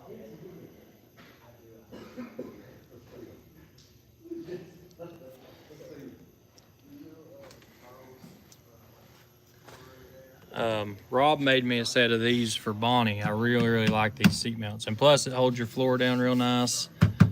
So that thing's solid. I don't know how they air condition that seat, but it does work. I don't know if it might just blow. For the price of them, it's definitely got to be air conditioned. But I was talking to Brian the other day, and he told me they were, and I was like, what?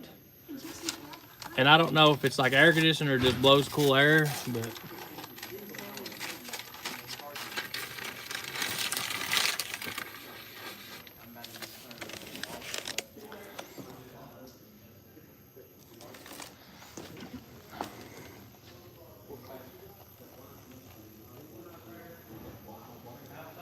yep.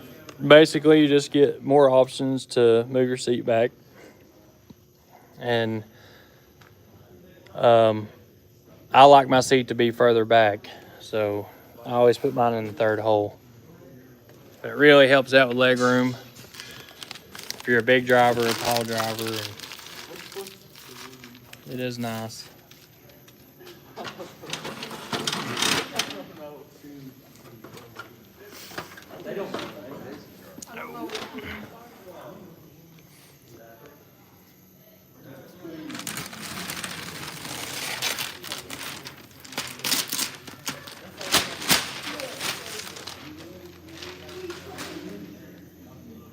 All right, let's see what this looks like. Oh. Found some screws. They'll work. Yeah. Do they work? I don't know. I mean, we ain't got no. I found some screws. What do we do with that screwdriver?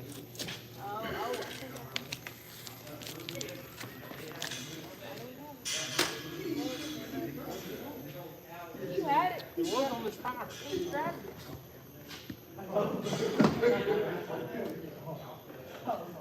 Those don't leak.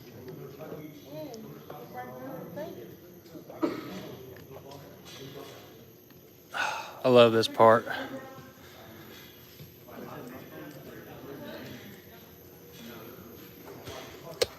My Ford has air conditioning seats, and I love them.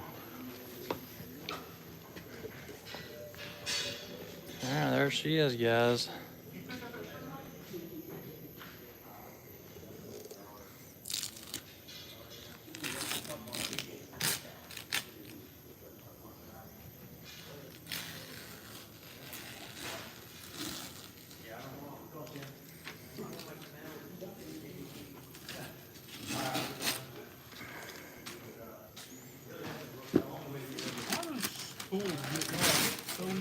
I don't know, dude.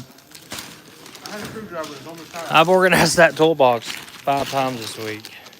You got everybody using it, it's hard.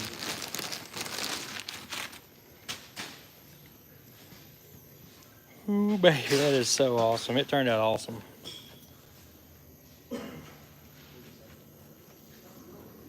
Man, I'm tickled with that. I had a screwdriver laying right here. I was working on the damn light. Oh, Braxton. That's Braxton. Braxton, did you have that screwdriver?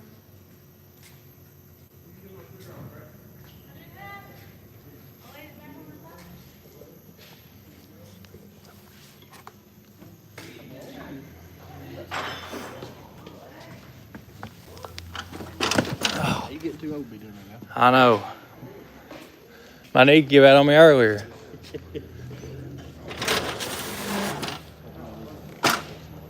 That's Dad and his Duramax that he won't sell me. Is it the black one he's always had? No, he got that one I bought him on Oh, yeah. that super nice one.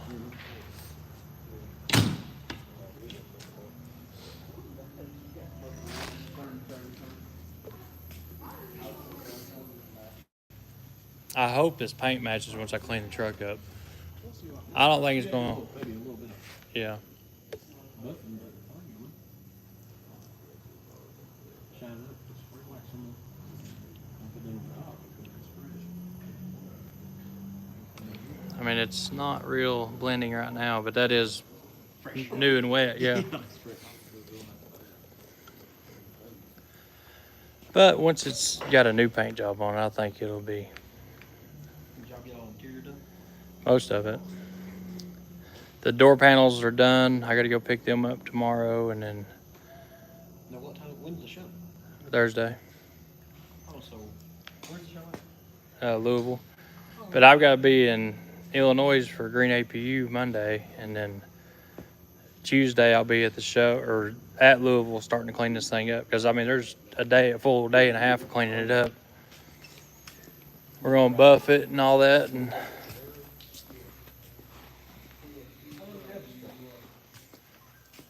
I've had it since 2014, 15.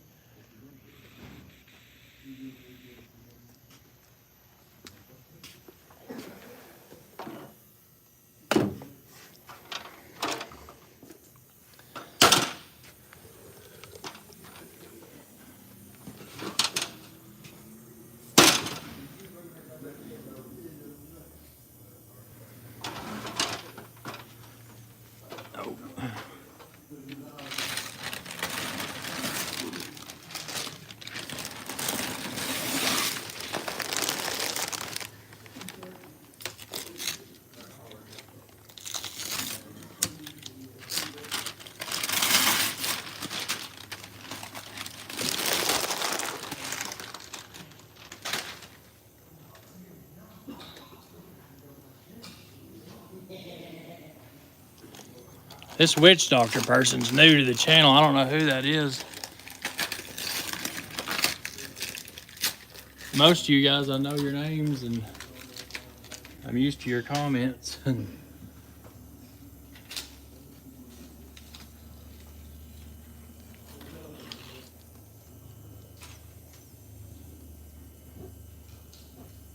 So it ain't too far off. So that's cleaning this up.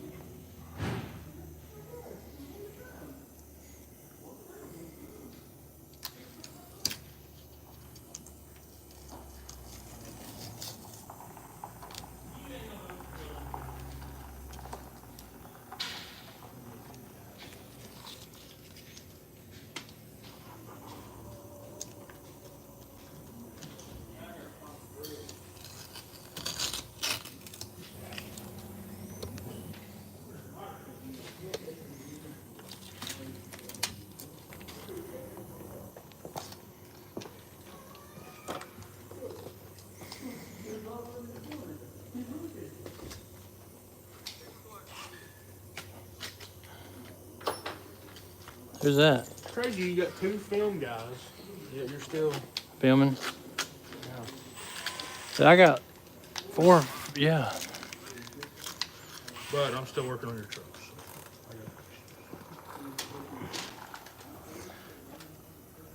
All right, guys, I got a special surprise.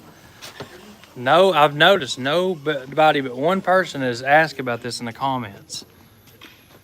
Something I'm super excited about.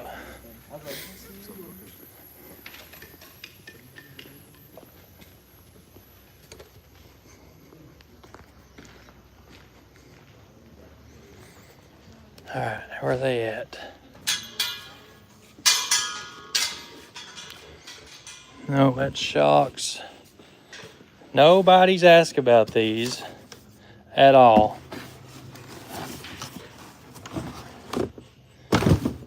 Bam, baby.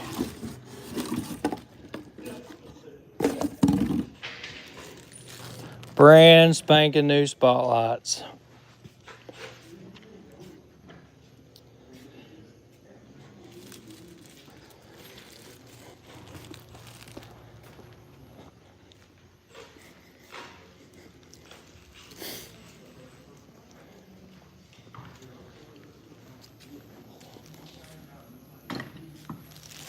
There they are. Dude, I'm so excited about these. They work. I hope they work. They're brand new. Yeah, just get out where. There's multiple people's bags. Says he's throwing it out. Is that mine? Yep, so it'll have 2 spotlights. One right up here above the mirror and one on the other side above the mirror. There's LEDs and everything. Yeah, they're gonna be bright.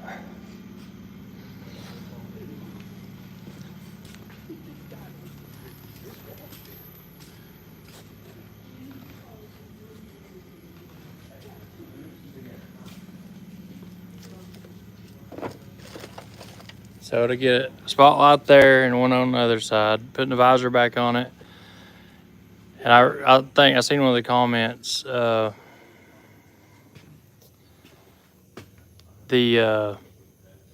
are going to buff the paint and see how good it matches the top. I think it'll match up pretty good. And then I did get new mirrors for it. Brian from 4 States is bringing me 2 new mirrors to the show. But I did also get that replacement spot mirror too, to get rid of the round one. And I'm going to do that same internet that Steve's got. I'm going to do that as well.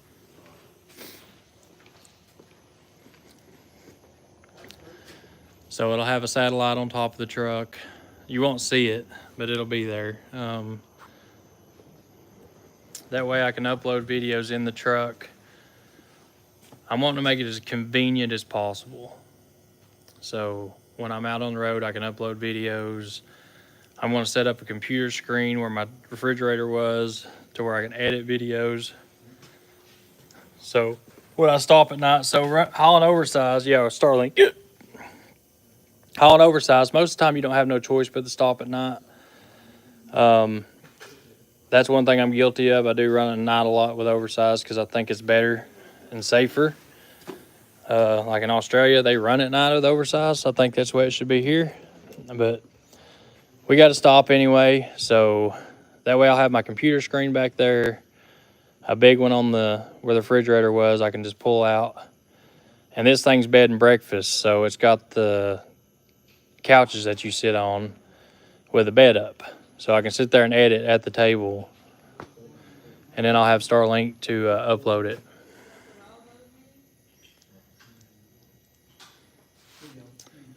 And we have the big sleeper door here. Let me see if I got the bed up. Yeah, so the bed's up right now.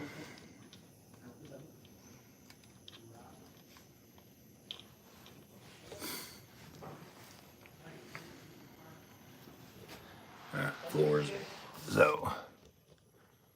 So see, that thing comes down, it makes a table, and then you got your couches too.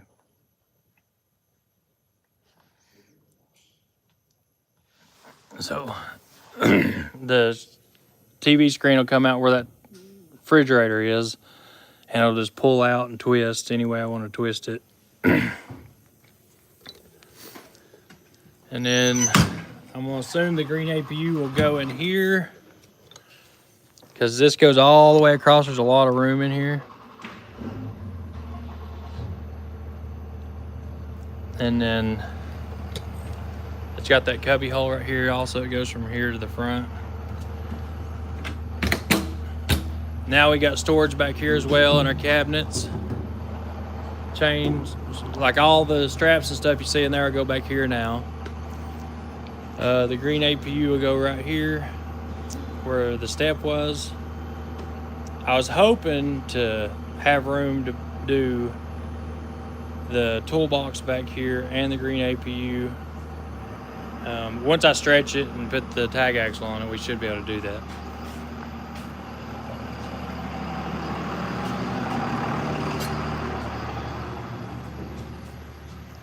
Yeah, so we have a cubby hole over here as well. This ain't nothing crazy or big, but it does hold stuff. Have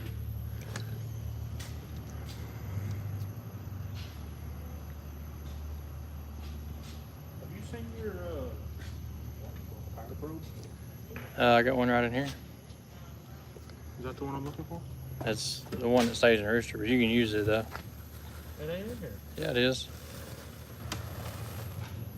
It's under that stuff. There was one in here the other day. Was on the phone. Did they take it out? Yeah, that's the one we was using the other day. That one was out. Oh. And in here I keep like extra injectors and stuff, and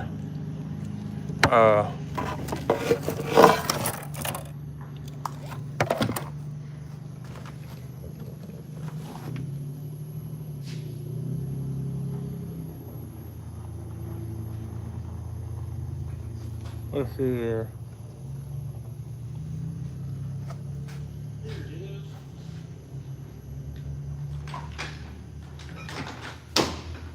All right. So guys, I'll say this in the comments all the time about my injectors. So there's a day where we were putting injectors in this truck. We had one go out. So there was a time where I did put a driver in this truck towing other trucks when I was running the detach on the back. So I was sending a driver out in Rooster. So as you guys know, when I got this thing done, when me and Rob put this motor together, we put a big giant set of injectors in it, and like it was just so much power, it was ridiculous. It was slipping the clutch and all that, and we were having issues with it. So the new set of injectors that I got from Caterpillar with the engine kit, I got a set of 8501s, I think. They were like whatever the 16 liter comes factory with. So when I put that driver in this truck, we put those injectors back in it. We tamed it down because it was slipping the clutch. It was just too much power with those big marine injectors in it. So while those injectors was in the truck, I sent a set off of 58s to injector guy and had custom tips put on them. That's the injectors that's in it right now. Is they're a set of 58s with custom tips, and they're like 8502s with custom tips. And then this is my spare set, which these are the marine injectors. These are the big boys. These are the big boys. And with these injectors in this truck, it is just way too much power. Way too much. And it smokes so much. The EGTs run high. You guys seen it when we first built it. It was just ridiculous. But when we were pulling that, I had some of them injectors go bad that I got from Caterpillar that we put back in this thing, and we were switching it out. And ever since then, all them cat guys, they just talk so much crap about how this thing ain't but like 500, 550 horsepower. Them injectors can't make no power. Blah, blah, blah, blah. So, good lesson is just because you don't see it on a video, don't mean it ain't what's in the truck or what it's doing. There's so much that goes on behind the scenes here. We don't film everything. We don't put everything out on the channel or on video. This thing, we've changed injectors around this thing 5 or 6 times since I've got it back. I try different things, different tunes, different programs. When we sled pulled it, we put the bigger injectors in it.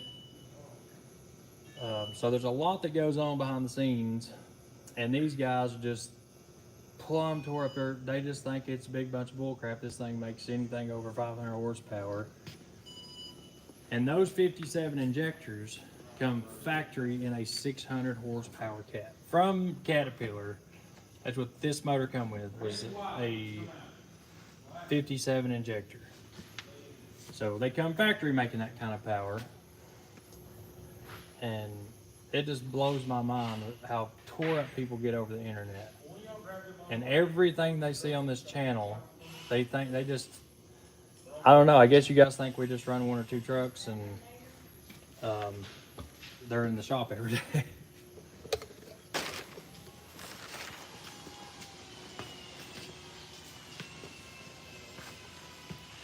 Yep, after the cameras go off, sometimes we keep working, sometimes. But yes, I've got 2 different sets of injectors in here, and I keep them with me at all times. You never know what's going to happen. The engine did run really hot so these injectors, it heated up really fast. The EGTs would run 1200. If I was to put those back in it, I would need to put compounds on it. It just don't have enough turbo for those injectors. And and that's where my issue is. If I run those, I have to deal with high EGTs, but if I put the bigger turbo on it, which I did try that, I put what is that?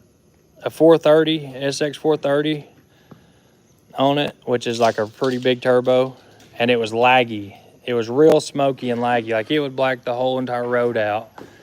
And then the turbo would come in, and then it would clear the smoke up. It'd still have a haze, but it would still, it was still smoky. With them injectors in it, I would guarantee you this truck makes 1,000 horsepower. It's got a 1,000 horsepower cam. Them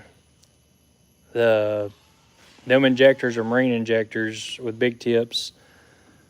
And then the fall that's in it, it'd be real close.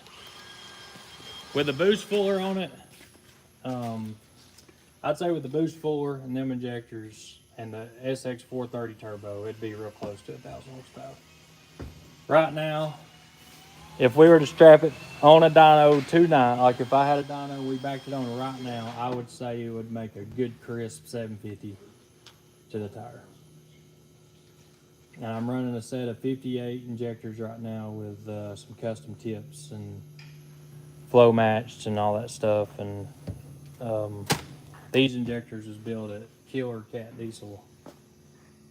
And the guy that was running these injectors, he dynoed his truck and he made like 900 horsepower. But he was running compound turbos though with these injectors and a little bit hotter fall. The fall's not quite as hot as what he's running. That truck's stupid, man. His truck is ridiculous. So this is a SX4. Let's see what this turbo is. So this is the SX410, or the S410SX board. This is a real good turbo, all-around turbo for like 550 horsepower up. This turbo is real good. And I'd say you probably make 800, 850 with this turbo and be pretty good on temperatures. I've never really had a heating problem with this thing other than when I did those big nasty injectors in it.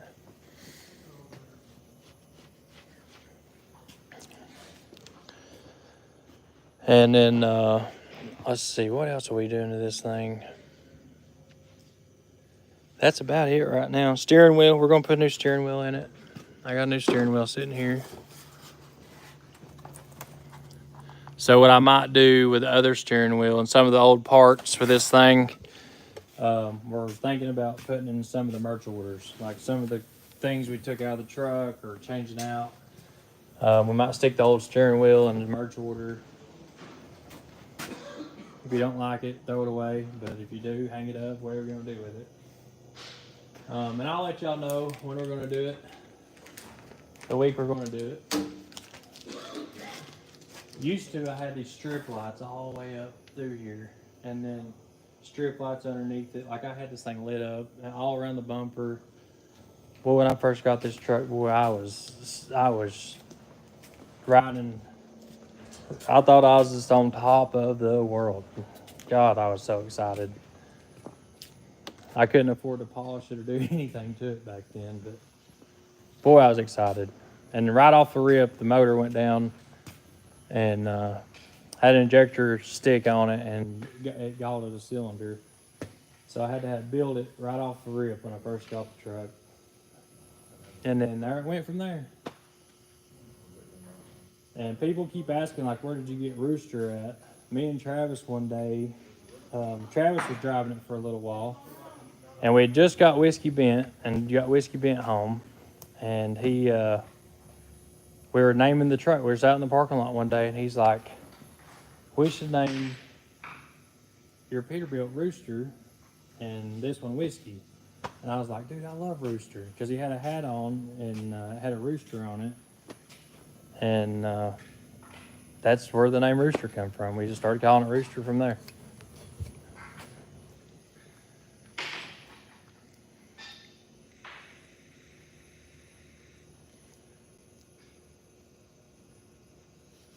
All right.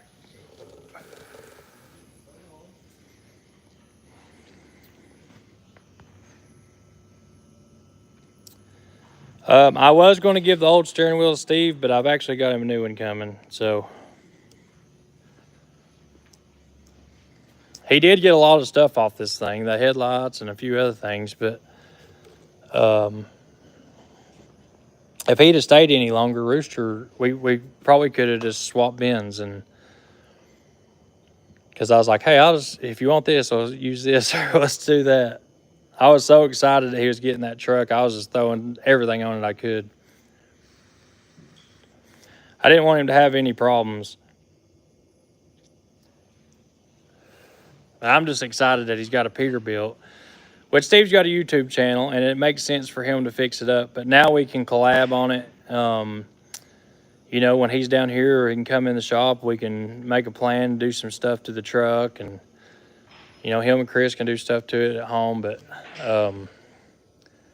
I know these Peterbilts inside and out, every single nut and bolt on them, especially that Detroit.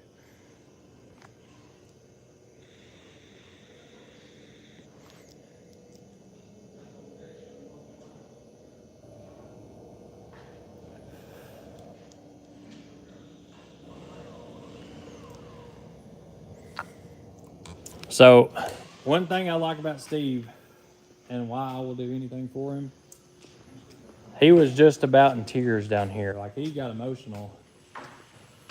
You know, he got here, you could tell he's he was stressed about four-wheel being down. And, you know, I told him, I was like, brother, whatever you need.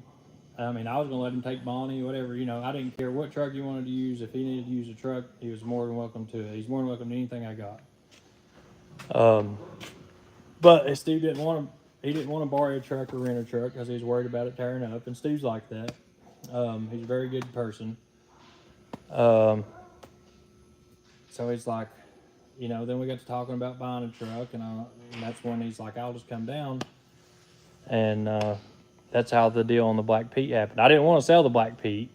I was wanting to fix it up and run it for a little bit, and then do a giveaway or a waffle on it, or keep it in the fleet. And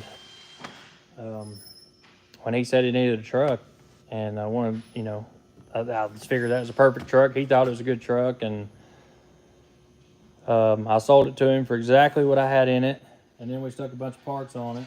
But he had expected just to take the truck like it was. He didn't expect me to do anything to it. And I was like, no, man, we're going to stick some tires and this and that. And like, I mean, it literally about brought him to tears. And that's what I like about Steve. He's just an awesome human. He's always got my back no matter what. When my shop burnt, he dropped everything he was doing and come down. And guys, I was in a bad place when that happened. Super bad place. Like, mentally, that was the hardest thing I've ever been through. I knew within the first 3 days that the insurance wasn't going to cover the building. And it was, I mean, 100% my fault that we didn't have the right insurance on the building. And we were in the middle of actually buying it. So my papa was selling me, I bought him out. So we started out as RJE Logistics, and I was buying him out of his half. He was retiring, and So the building and the parking lot and where we parked the trucks was come with it. And I gave $150,000 for that place with the shop on it. And we'd already made the deal. We were in the middle of buying it when this happened, and I still honored the deal. Like, I still bought it because, he was going to be out. The shop burnt. Insurance didn't cover it. So he was out as well, and right in the middle of retirement. And I was like, dang, I'm still young. I can still recover from this. And then some awesome human being, piece of crap, low life. The whole GoFundMe thing happened because of somebody had already started a GoFundMe and raised like a ton of money. And I don't know if the people ended up getting that money back or not, but they, like right off the rip, somebody started a GoFundMe, and then I reported it as a fraud. Well, I had people, literally, guys, the second day, there was a traffic jam at the shop on Old 68 from both directions. That's how many people were coming down to try to help us. There were skid steers, trucks, trailers. I was so overwhelmed I couldn't see straight. Everybody was trying to help us, and I didn't know what to do, where to go from, how to do it. And I had people just coming up to me and handing me money and checks. And if you know me in person, I don't like to take money. Like, even when I do a job for you, I'd rather you pay me through a check through the mail or something like that. Because I don't like to price a job, and I don't like to take the money. I just don't like doing it. And like me quoting jobs, that's why I have someone here now that quotes everything, because I can't quote things to people and price it like it should be. I'll find ways to make it cheaper. Like, I cut this out or cut that out. And that's what was happening with that whole deal, was people were just coming and handing me money and checks and this and that. And I finally just said, I told Ashley, I was like, I don't know what to do. And she said, well, I'll make this account, and if they want to donate, they can do it there or buy merch.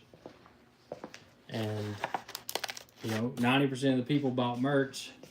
So we ended up raising like $30,000 or $40,000. And guys, one engine that we lost was like 50 grand. This one engine. That's not all the toolboxes. The first day after it burnt, and people's stuff that was in the shop, vehicles, toolboxes, had a lot of customer parts there. I had 2 engines there, 2 C15 engines I was rebuilding for customers, and I had to pay out of pocket for those motors, the engine kits, and so we spent out $100,000 the first day, because I didn't want nobody going on there bashing us, saying we screwed them over and didn't have insurance and didn't take care of them. Because I was like, man, this is going to screw our YouTube channel up. This is going to just end their whole entire career right in one spot. So Steve come down, and he kept me pretty sane through the whole ordeal. He was right there beside me the whole time. Like, he wouldn't leave my side. Even when I tried to get away from people, like, they stuck right with me. And I will forever be indebted to Steve for that. Like, I will say, he did help me get through a pretty rough time.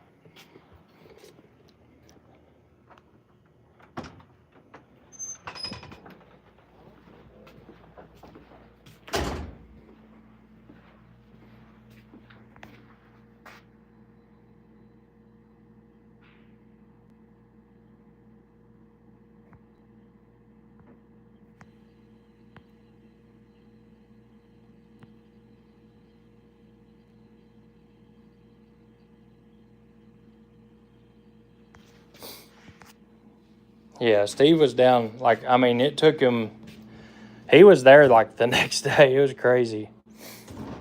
And he stayed for like 2 weeks. And didn't expect nothing for it, like literally nothing.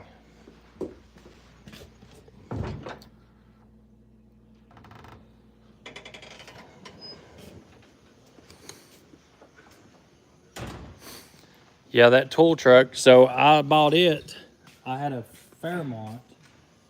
If you guys know Mr. Sam down there, Cletus's guy.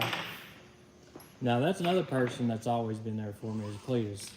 He is super awesome. Anytime there's a bad event or bad weather, even like the tornadoes the other night, like he is one of the first people to message me everything, make sure everything's good. And he's one of the people that helped make that big tool deal happen when we got the tools. And there's a lot of people that chipped in and helped out and helped us survive. But I called Sam and sold him that white Fairmont that I had. I was going to do the burnout season with, and I gave $20,000 for that car, or I gave $10,000 for it, and I put a $10,000 motor in it, and sold it to Sam for $9,000. I said, if you give me $9,000 for it, it's yours. And he sent me a check and bought the car, and we hauled it down there to him. And I took that money, and that's what I bought the service truck with. And we survived in that thing for like a year, year and a half. And then, what else do we do during that whole ordeal? So Sam helped out with buying that car.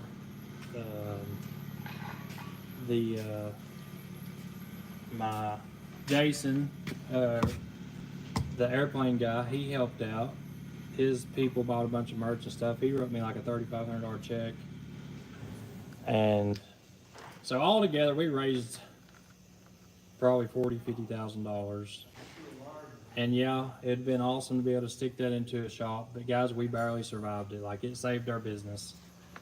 It took every bit of that money to save our business. The downtime, the no shop, the employees, the buying all the tools, the toolboxes, and we got a lot donated to us. But it sucks to see people out there talking crap, you know, that, like, literally, Tim built his YouTube channel off of a fire and use that money to build a YouTube channel and buy this toy and that toy, and when it is 100% not true.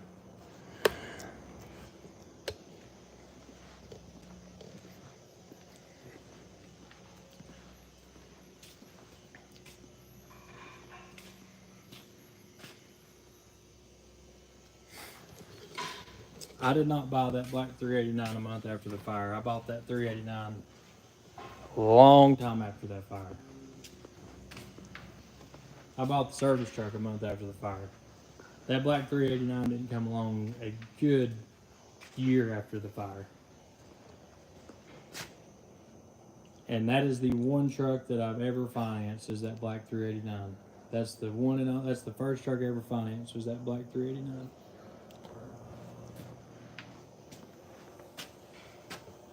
I gave $150,000 for it, and paid payments on it. It was a repo. So no, we didn't get no insurance money. I put it on my kids' lives. We didn't get a dime from insurance.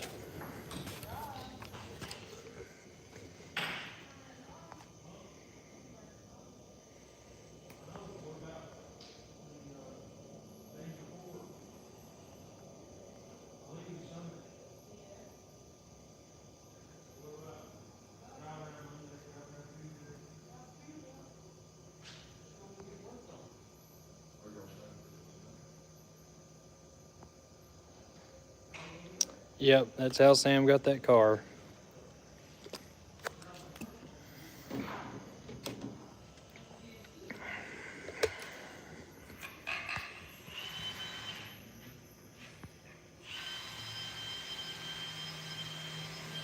Whiskey Bent's out hauling some cows right now.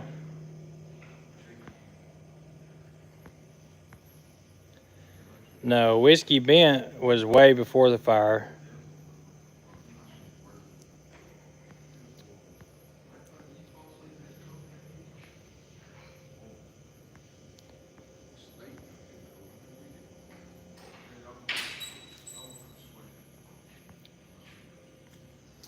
Yep, it is time to get back to work. I don't know, I was just getting my mind rested up. All right, did you find screws? Yeah. Don't work too close. Yeah, we actually reused a couple of the burn engines. But most of them was junk. I threw away, I hauled like 11 Detroit engines off to the scrapyard. A ton of cats, Cummins. Need to haul all the scrapyard. What? Detroit. Yeah, right. Are you trying to get fired already? You ain't gonna fire me. You might fire me over that. We'll put a Detroit in your little Dodge out there. I like going fast. The burn put motor in that thing.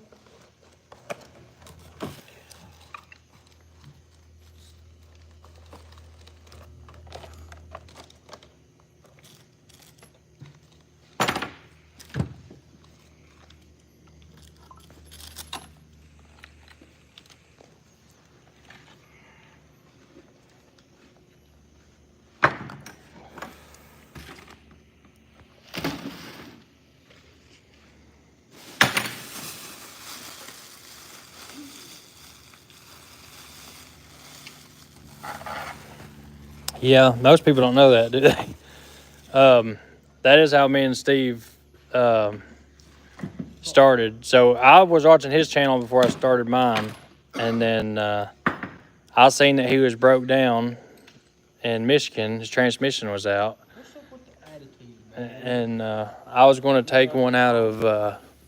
I told him, I was like, "Hey, I'll come to Michigan and change that transmission for you."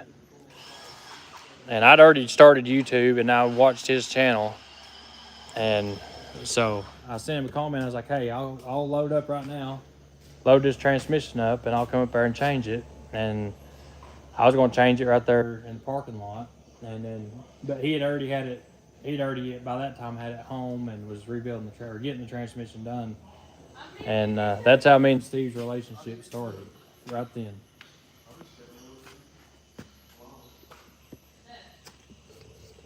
Yep.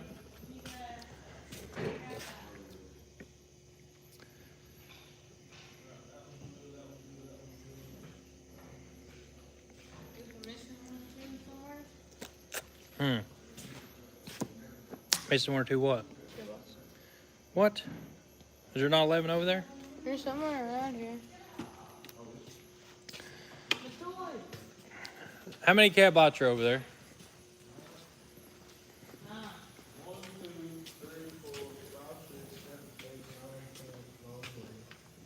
Y'all had me scared.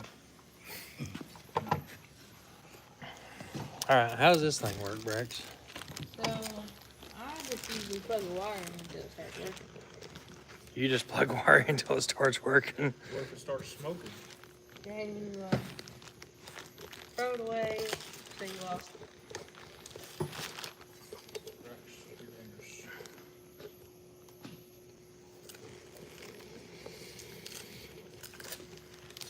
You know who Red is, don't you? Mm-hmm. He's watching us because we're on here. Oh, yeah? He's sending us videos.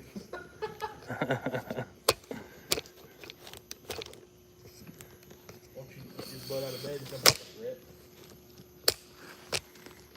You're the wiring, man. Not me. Well, you gotta do better than I do. It would hurt a lot of feelings if y'all knew how much money Braxton's got saved up. That kid's a hustler. I mean, he's got a mowing business. He's got trucks. He trades better than I do.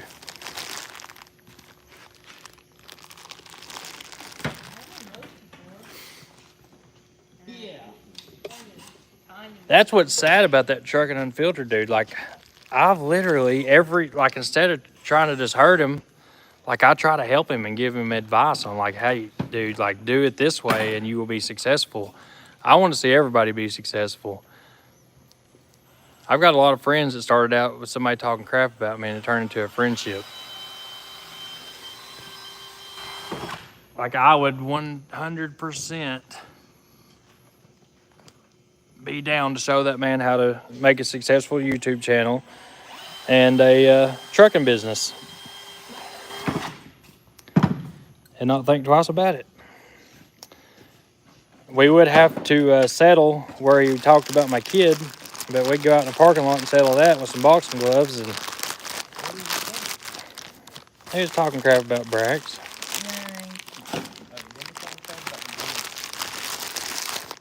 So you just plug some wires? But we could settle that, and then Where's he live at? like Arizona. Does he come with the map? I doubt it. I hope he does.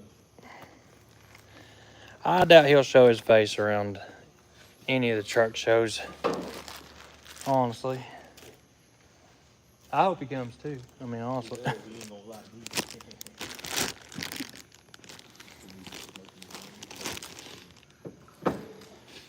This looks like it's got another 100,000 miles on it.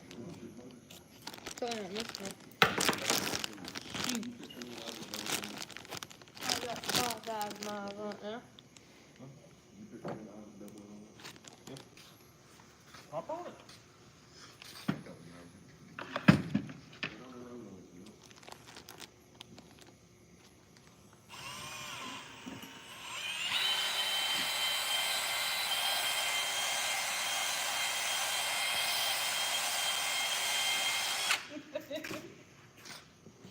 I haven't even thought about the horns, honestly. I guess we could. No, we ain't gonna put them in the same place because of it's getting an APU on it.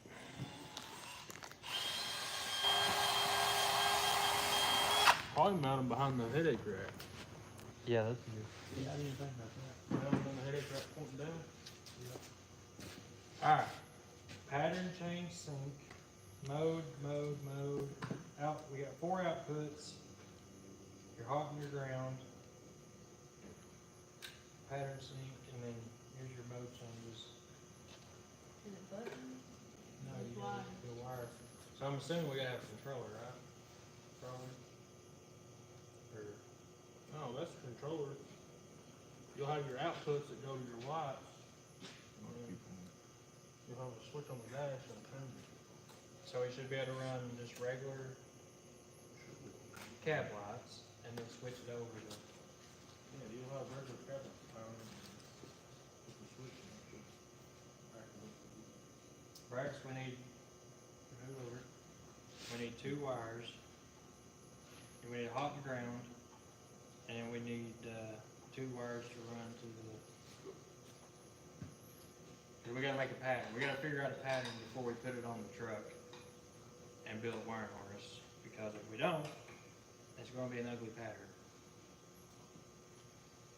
You know what I'm saying? Like we need 2 to blink here, or 3 to blink here, 3 here, 3 here.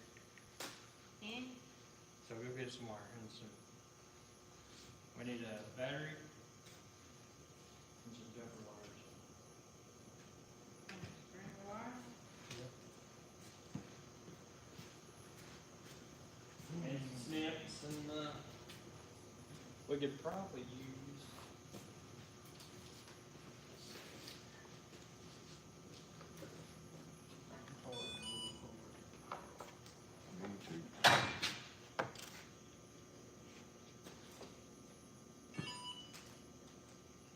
We've been working till midnight this last week. Oh, so you still been on 12? Well, actually you've been on like No, 16. I've been on like 16, 18-hour shifts.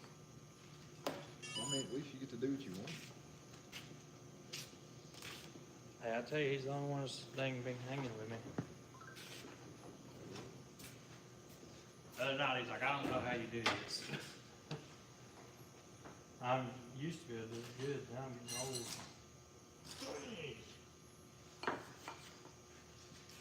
Why is it so tight?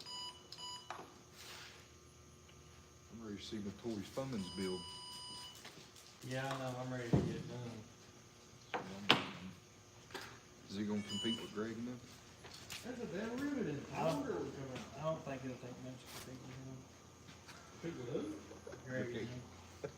Who's Greg? Greg Gilbert, the wrench works dude. Oh, yeah, we got him whooped. Think so? Oh, yeah. You gonna catch it on fire up there? Oh, yeah. We'll burn that thing to the ground. We'll I shoot hear you. some of the nitrocell thing. We're gonna make sure the head goes over the audience. In a rush bucket. And then when that goes down, we'll take the motor out of the burnout truck and put it in. That's a 12 valve going.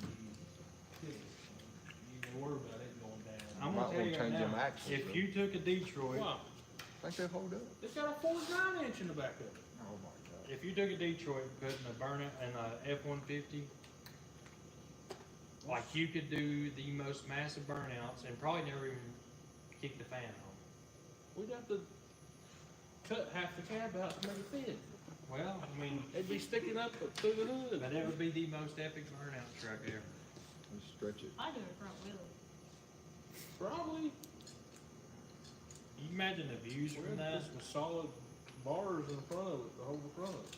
The views that truck would give would be insane. They would just watch us, just see us die in it. Like, yep, today's the day they're dying. We really do need to do that. Hook 'em up. We need to do some cool videos like that. We need some concrete. Just a pad just for burnouts and sled and pulling each other. Alright, we got a screwdriver, Brett? What kind? 4-way? See Might you. have a screwdriver. What did you do with it? Where'd you screw? You would literally lose your head. It was not on your shoulder. He about loses that too. It was just here. It's probably in your pocket. I got a drill bit. See? Why do you got a drill bit in your pocket? That's why we keep losing drill bits. Oh, there you I go. told you it was in your pocket. God, he's horrible. Well, the thing is real bad. I literally go in there to the dryer the other day to get some clothes out of there, and there's 2 wrenches, a 9/16 and a 5/8 in the dryer. Looks just fun. Oh, Hudson put them in there. What about you painting a bracket for Rooster and losing it for 2 days because you don't remember where you put it? It's probably in the dryer at the house. Well, it's misplaced.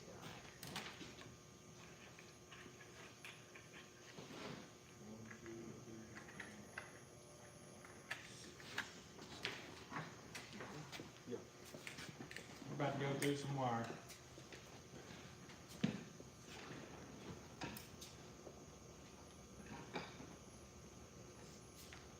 Alright, Brax. We need some power. Ow. More power, maybe more This power. one have power, we need a big bag. We need to go get this. I don't think we need a big battery, they're LEDs. I use big church battery right here. This is bad.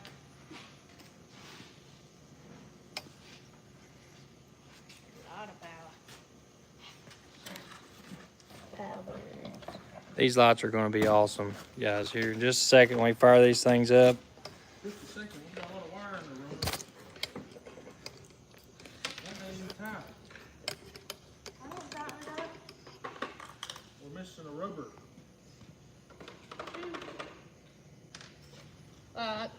This? No, the rubber gasket. I haven't seen that.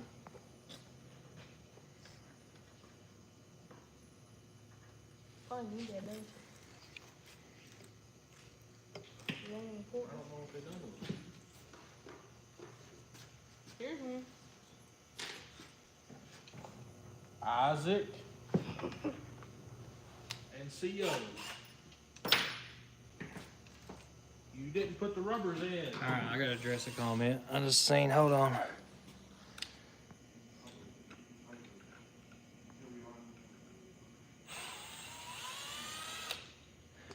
January 5th, 23, you posted fire on Instagram.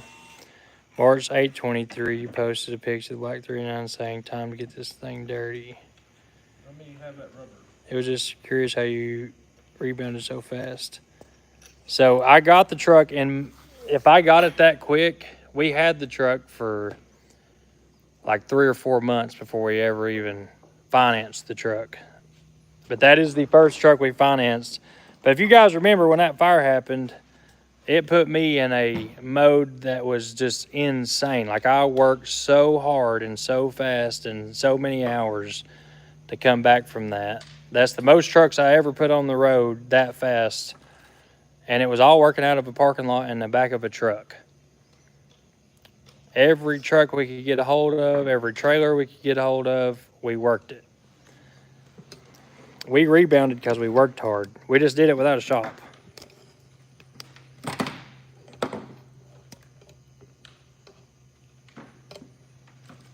That is what's funny, Patriot Tom. It's hilarious, actually.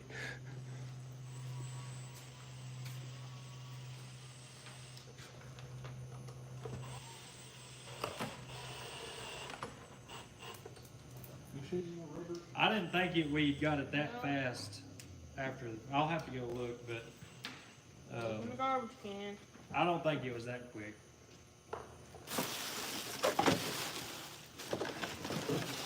Because I got the 389, I was up at Rob's. I was working at a Rob's shop, and the finance lady called me that I repoed for, and she said, "Hey, I've got a truck that needs repoed. It's down in your area." Like, the truck come from right up the road, and like it was literally stripped down to nothing. Like they took everything off the truck. She said, "I'll give you a super good deal, a really good rate, and we'll finance it for you. And we'll wait till you get back on your feet to start charging you payments and all that stuff." So we ran the truck for a little while before we ever even financed it. But I did. That is the first truck I financed, and it's the last one I'll finance.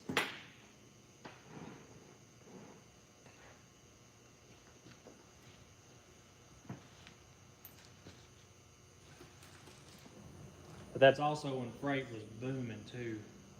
God, it was so good. That's what that looks like on top of Rooster.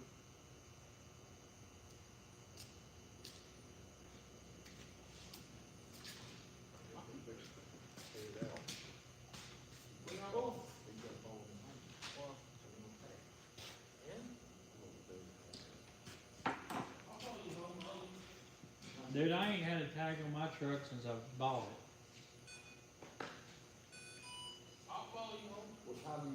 I never register a truck.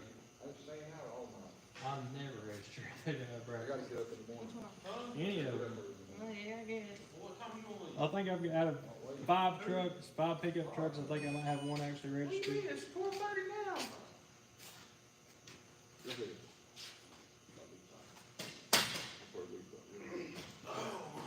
I'll see y'all.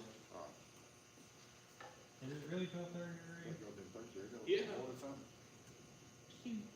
Um, You got any drinks in there in the refrigerator?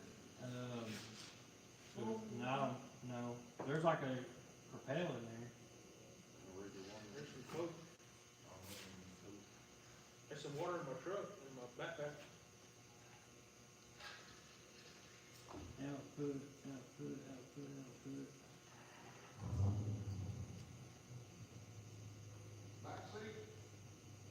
Backseat, front floorboard. Dude, alright, it says red LED 12 positive output control, and then green LED 12 volt negative output control. It says mode 1, 2, and 3 will accept a positive or negative signal. What's that thing called? It's a flasher. It's the Finlex FENLEX 4-channel flasher.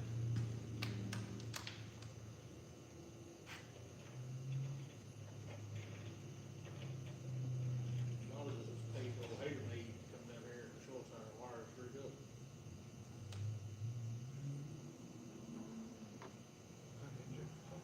Sounds like a Mustang. It's got nozzles. Nozzles is the same. I mean, they the same. But I don't know how it got any power.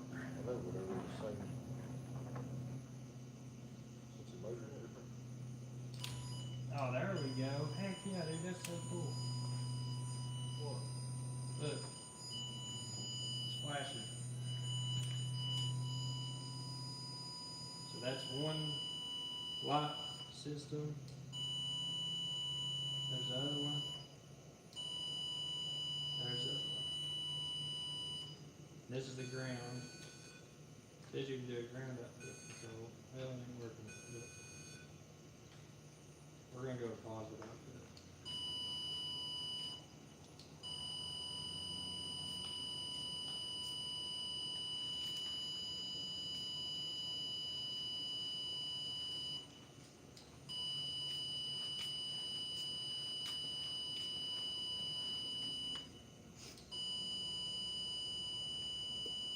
I like that one, yeah. Alright. Yeah.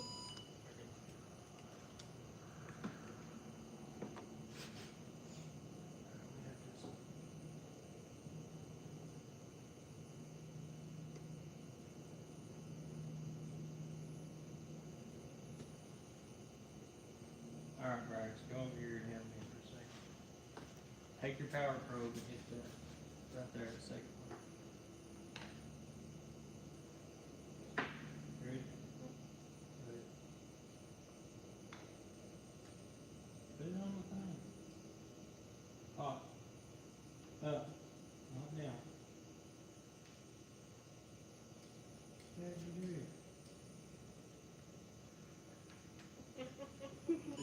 Knock the hot off the battery, you know. Good. Hey, why ain't that working?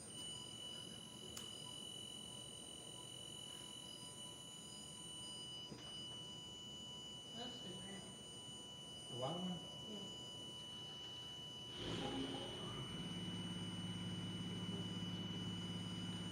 There it is.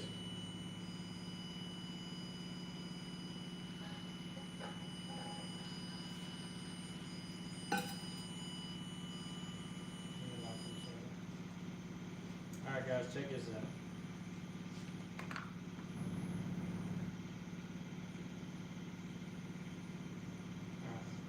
Alright. Brax taught me something. Alright. Black. Black's hot. Hold it. Alright, now hook it up, Brax.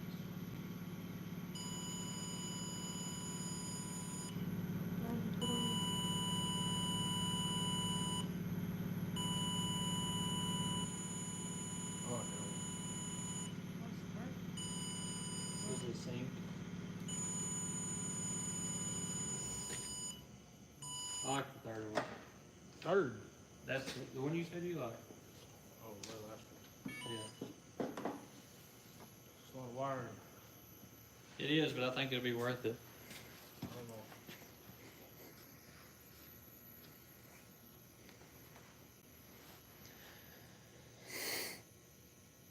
There's no wiring on us.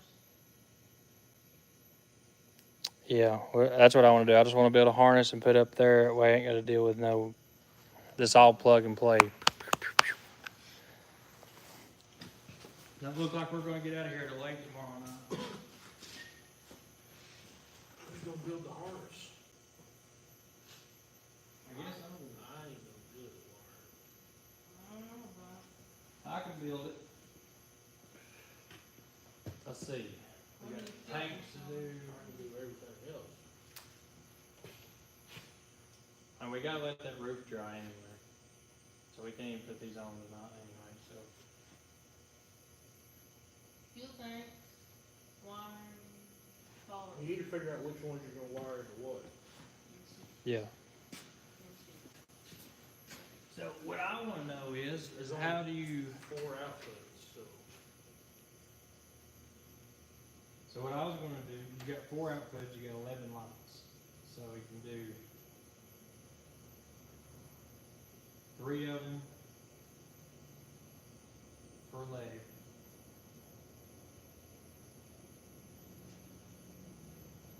So 4 You outputs. have one of them for one leg, or one of them for 2.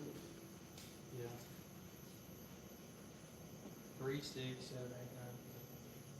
So yeah, one leg will have 2, and then the other three will have